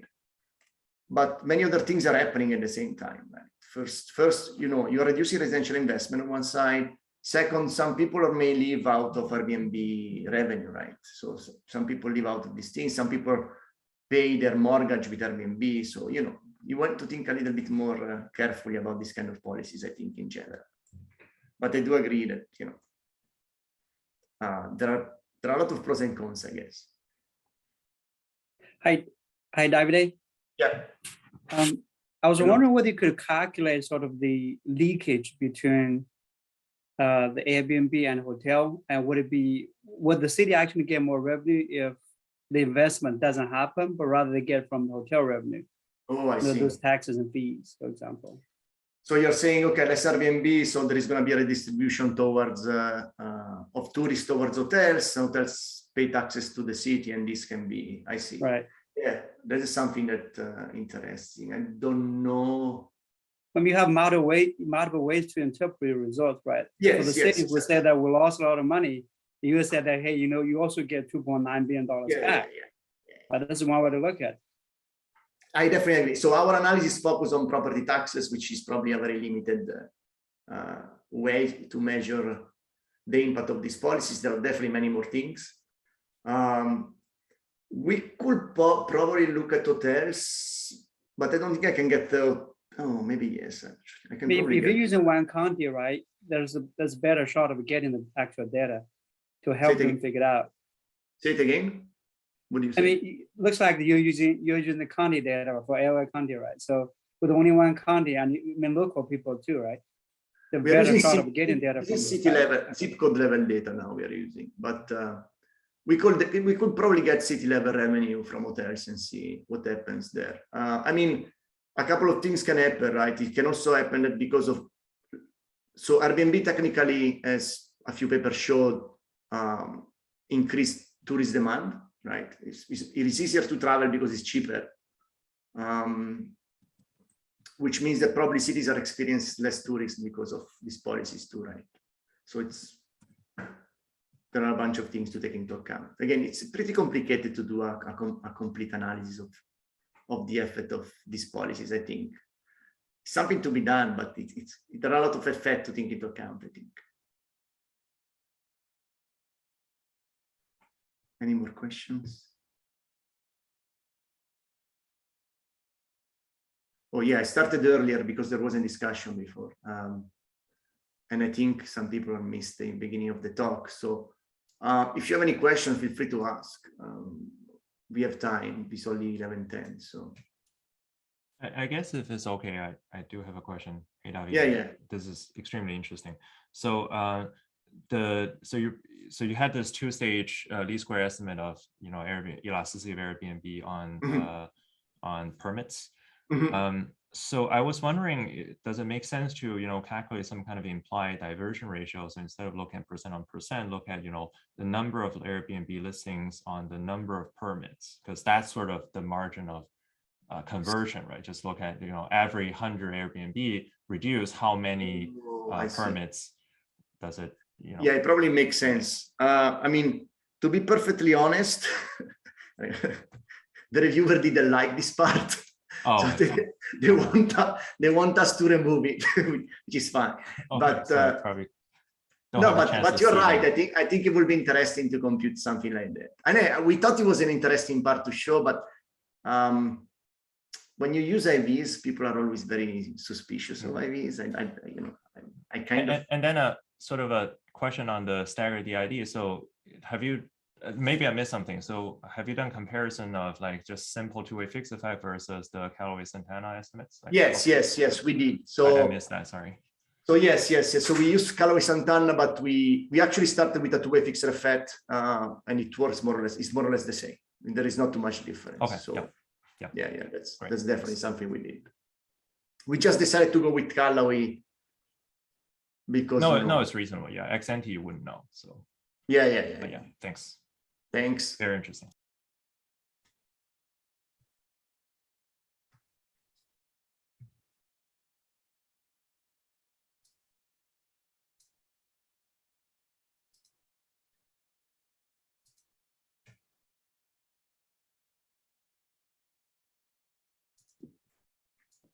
Well, thank you for your presentation. I guess we'll go to the discussant. If you can please share your slides. Right, thank you. Can you all see the slides? Yes. Okay, wonderful. Well, first of all, thank you for inviting me to discuss the paper. Really interesting paper. And sorry, David, I missed, I guess, the beginning of your presentation. I joined it too, and I'm like, I was super confused. But I read your paper, in detail, and I did, get your conclusion slides and the details of some of the analysis. So that was not too bad. But still, I'll try to, do a very quick recap, and that might be, some of the things might have been addressed in your earlier presentation, but I think the core question of this research is to understand what is the impact of a short-term rental or STR regulation on the residential real estate investment. Right? And the authors adopted the two identification strategies by exploring the variation in the STR regulations across cities over time and across the jurisdictional boundaries in one city. And I think this figure, in terms of finding, this figure very nicely summarizes one of their key findings. If you look at the green plots, it clearly shows that after a STR regulation in a city, both the number of Airbnb listings and the number of the residential permits decreased. And it also seems that the declining trend was more significant for the number of Airbnb listings on the left-hand side than for the residential permits on the right-hand side. And then given the effects, you can then calculate the average impact of STR regulation and compute the elasticity of residential permits with regard to the Airbnb supply.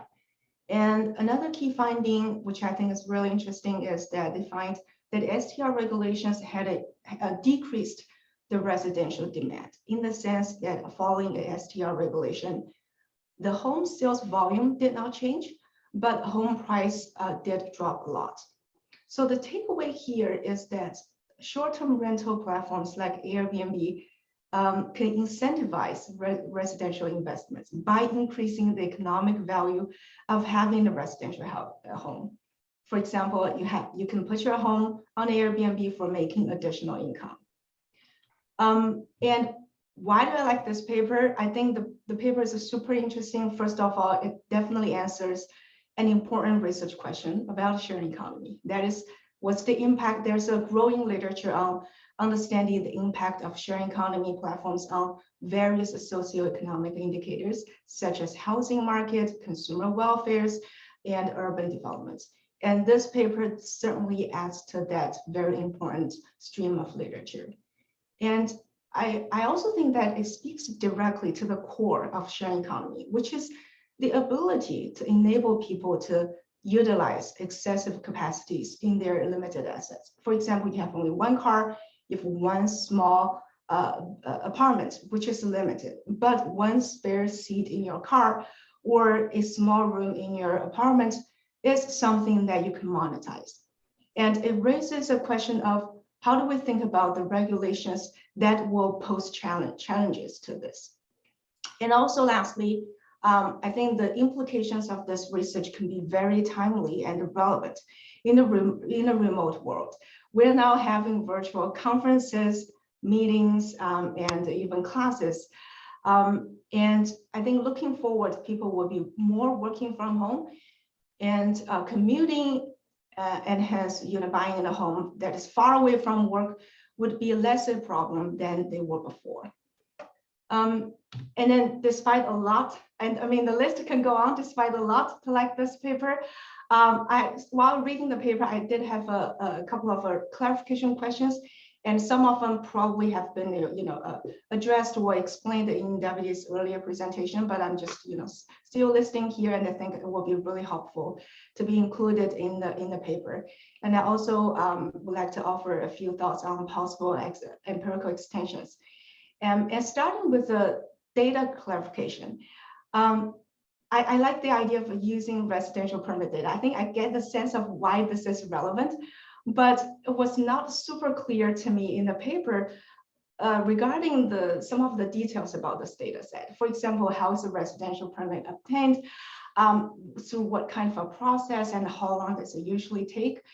And why do we think that this is a very good indication for residential investment?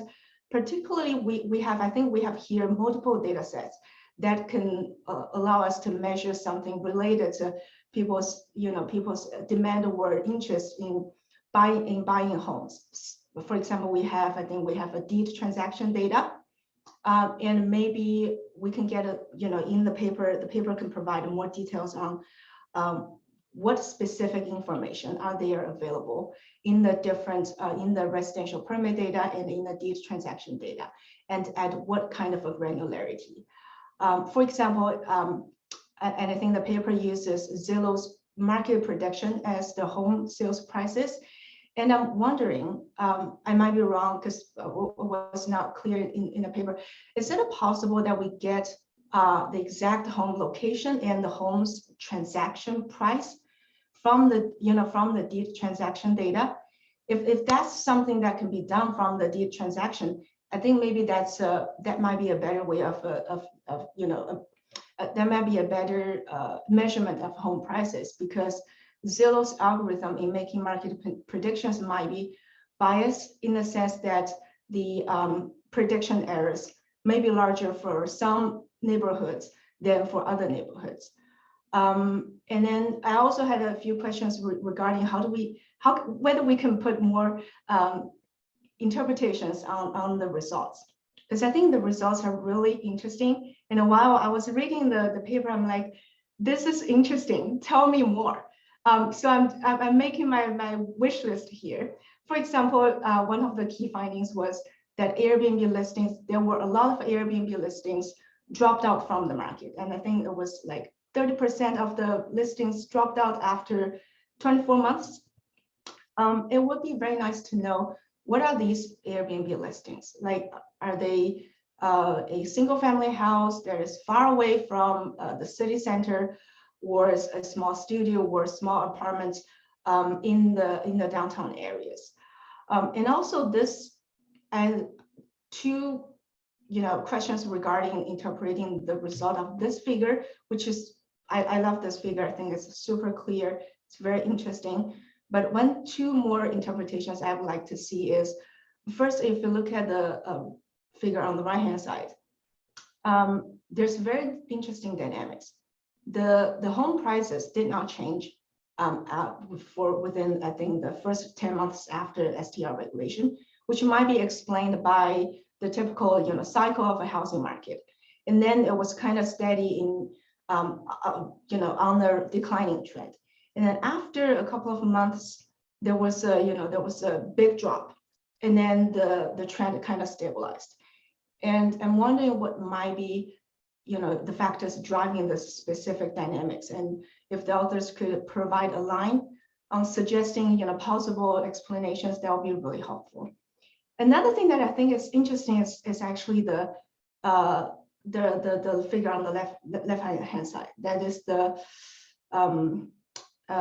number of the home sales volume, which the paper did not find a significant effect of STR, which I think is interesting. I'm wondering, okay, so STR regulation decreased people's demand on residential demand, but why did price decrease without changing the overall sales volume? Is it because people who are buying home are still buying home? It's just now their reservation price were lower because of the STR regulation, because the expected revenue they can get from putting the list on the Airbnb will be lower?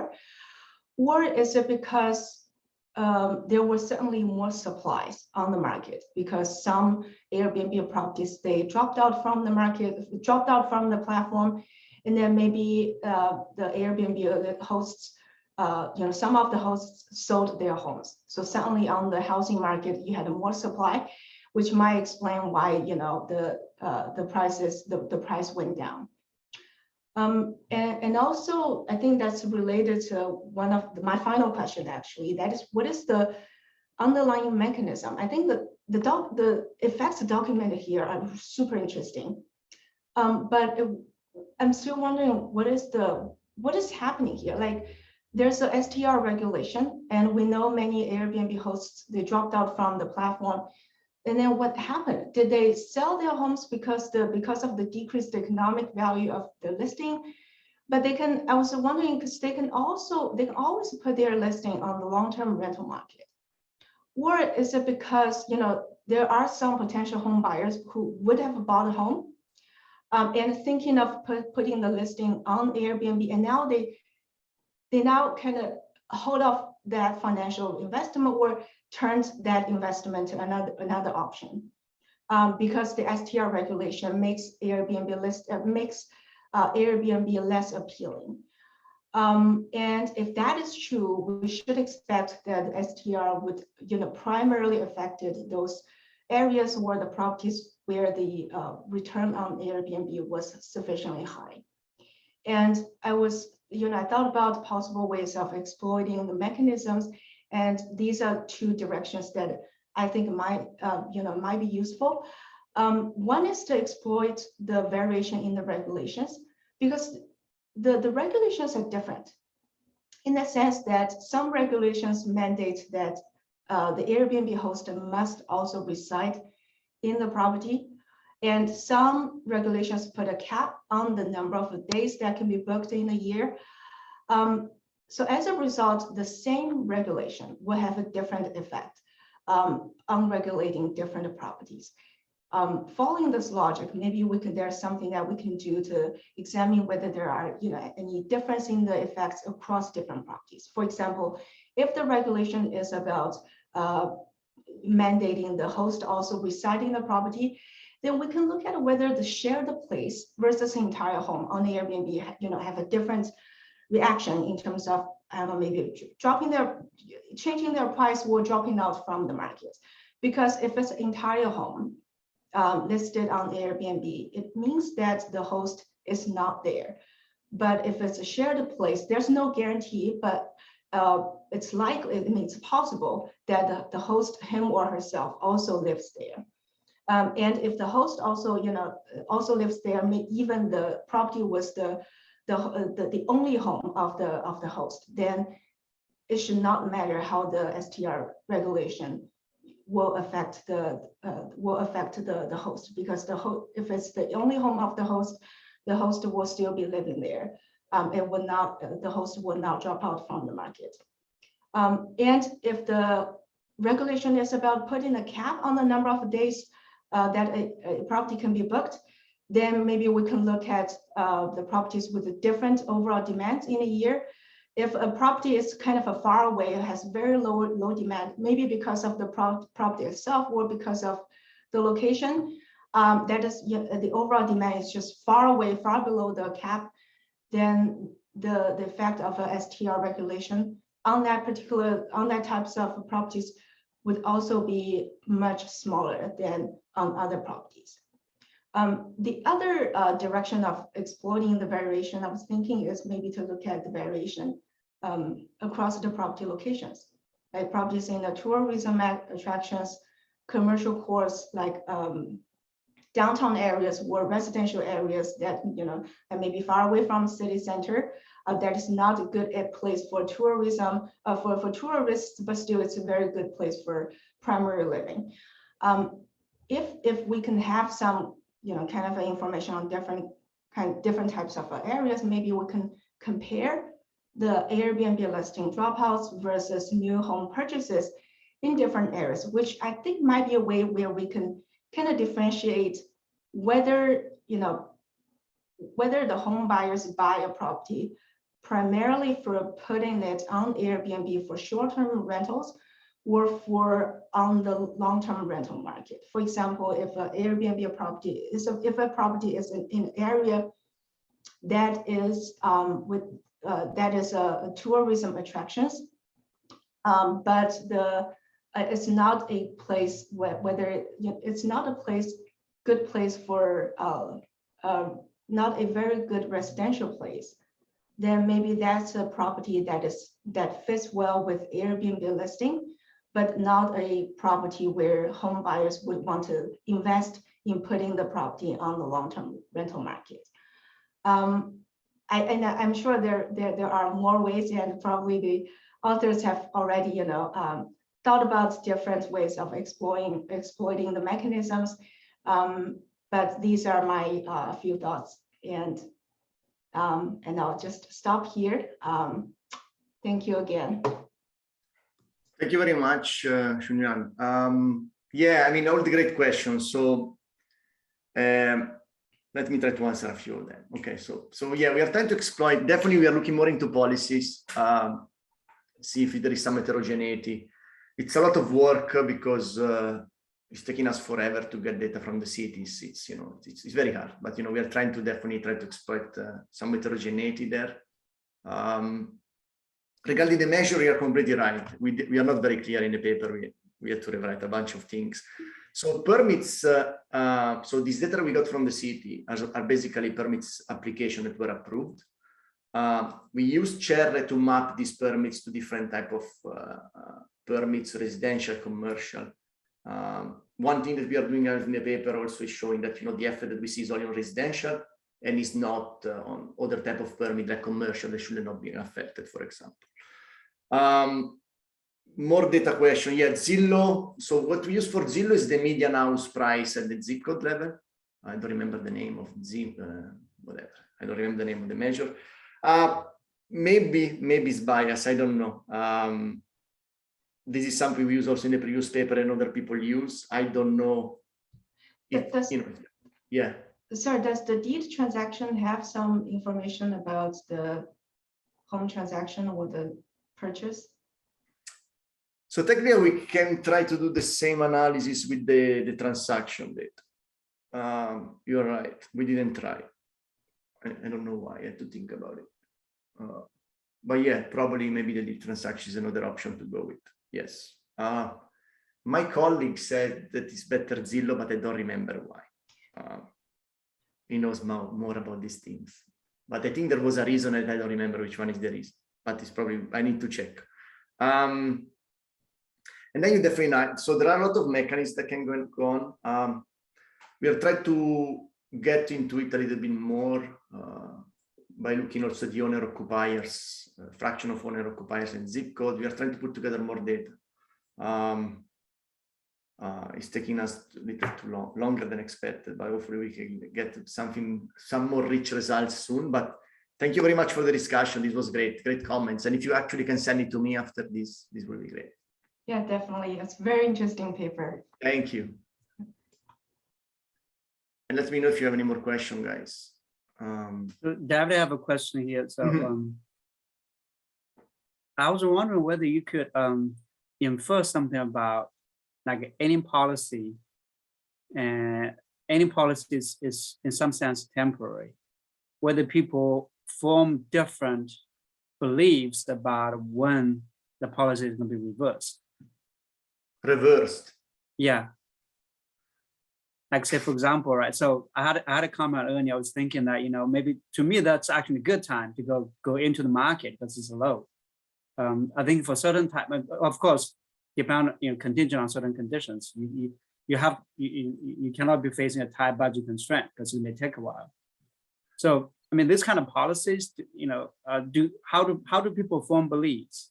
I mean, is that something that you can get, tackle at? Is it something that's interesting, at least? I mean, I think you're thinking at these policies as very dynamic, but cities are not so reactive, right? For example, now probably the number of Airbnb is low just because there is no demand and many people move to the long-term rental market, right? Right. But cities don't think in this way. They didn't update the policy to move people back, right? But I mean, from a city's perspective, there's potential a lot of loss, right? I mean, if the city to city is so close to each other, right? I do agree, but honestly, we spoke also with few with policymakers. I mean, things go very, very slow. If you think, even for them, it takes a while to create a policy, a lot of effort, and there are not too many updates because it's a lot of effort. I mean, maybe it's just a small fraction of their revenue that and it's also a controversial topic that they don't want to visit. I mean, the problem is I don't think they're able to quantify very well what's happening. That's my guess, and so they don't know exactly how to. If you ask us, but if it's a lot of dollars involved, I think they would move faster, right? I mean, I was talking to somebody earlier that would talk about was like license plates, and license plates actually can be quite expensive. It can be several times the value of a car for example, in Shanghai, China. But the city government doesn't want to auction it out, and simply because they said this is a very controversial topic. It's a small fraction of revenue. We don't want to get into that, hassle. Look, we are adding, I think. 7 more cities to the data. But so first of all, it's, if you think most cities, I mean, big cities kind of have policies, but for most cities, it's very difficult to enforce them. So I don't remember. I mean, you always think about this kind of policies as like, the side who's gaining, the side who's losing. Yeah. I mean, they could flip easily. And of course, there's inertia. But I thought that, from theory perspective, I mean, there's interest to look at beliefs and how we form beliefs, how different people form different beliefs, and how we test about those things. Yeah, I mean, we didn't definitely look at anything in the theory side. I'm not a theory guy, I'm not generally. No. When I'm in theory, I guess I'm probably, this is a marketing conference, but from economics perspective, that would be probably there is a paper to be written about the beliefs and how people react to policies. Behind it technical. But it's pretty complicated space. It's not as simple as it seems. Because also cities, they can create a policy and then they're not able to enforce it, right? That's why there are a lot of third-party companies that partner with enforce policies, because cities don't have the means. So you can create a policy and say you don't do Airbnb, but how effective it's going to be if you cannot track people. So Airbnb, for example, in LA, if you rent an ADU, you cannot rent an ADU in Los Angeles. So Airbnb asks you when you put a property on the market, they ask you, is your property an ADU? If you're truthful, you say yes, and Airbnb say, well, you cannot rent it. But if you want to rent it, you say it's not an ADU and you rent it, right? Does the city know that you're doing this? Probably not. Of course, this policy work, we see an effect because some people comply, but not everyone complies. Okay. Thanks. Thank you very much, everyone. Thank you for a presentation and great discussion. So this is the end of the session. At 2 p.m., we're going to have the closing remarks. Please join room 1. All right. Have a good day. Thank you. I'll see you guys. Bye, guys. Thank you. Bye, Shuyan. Bye. Bye.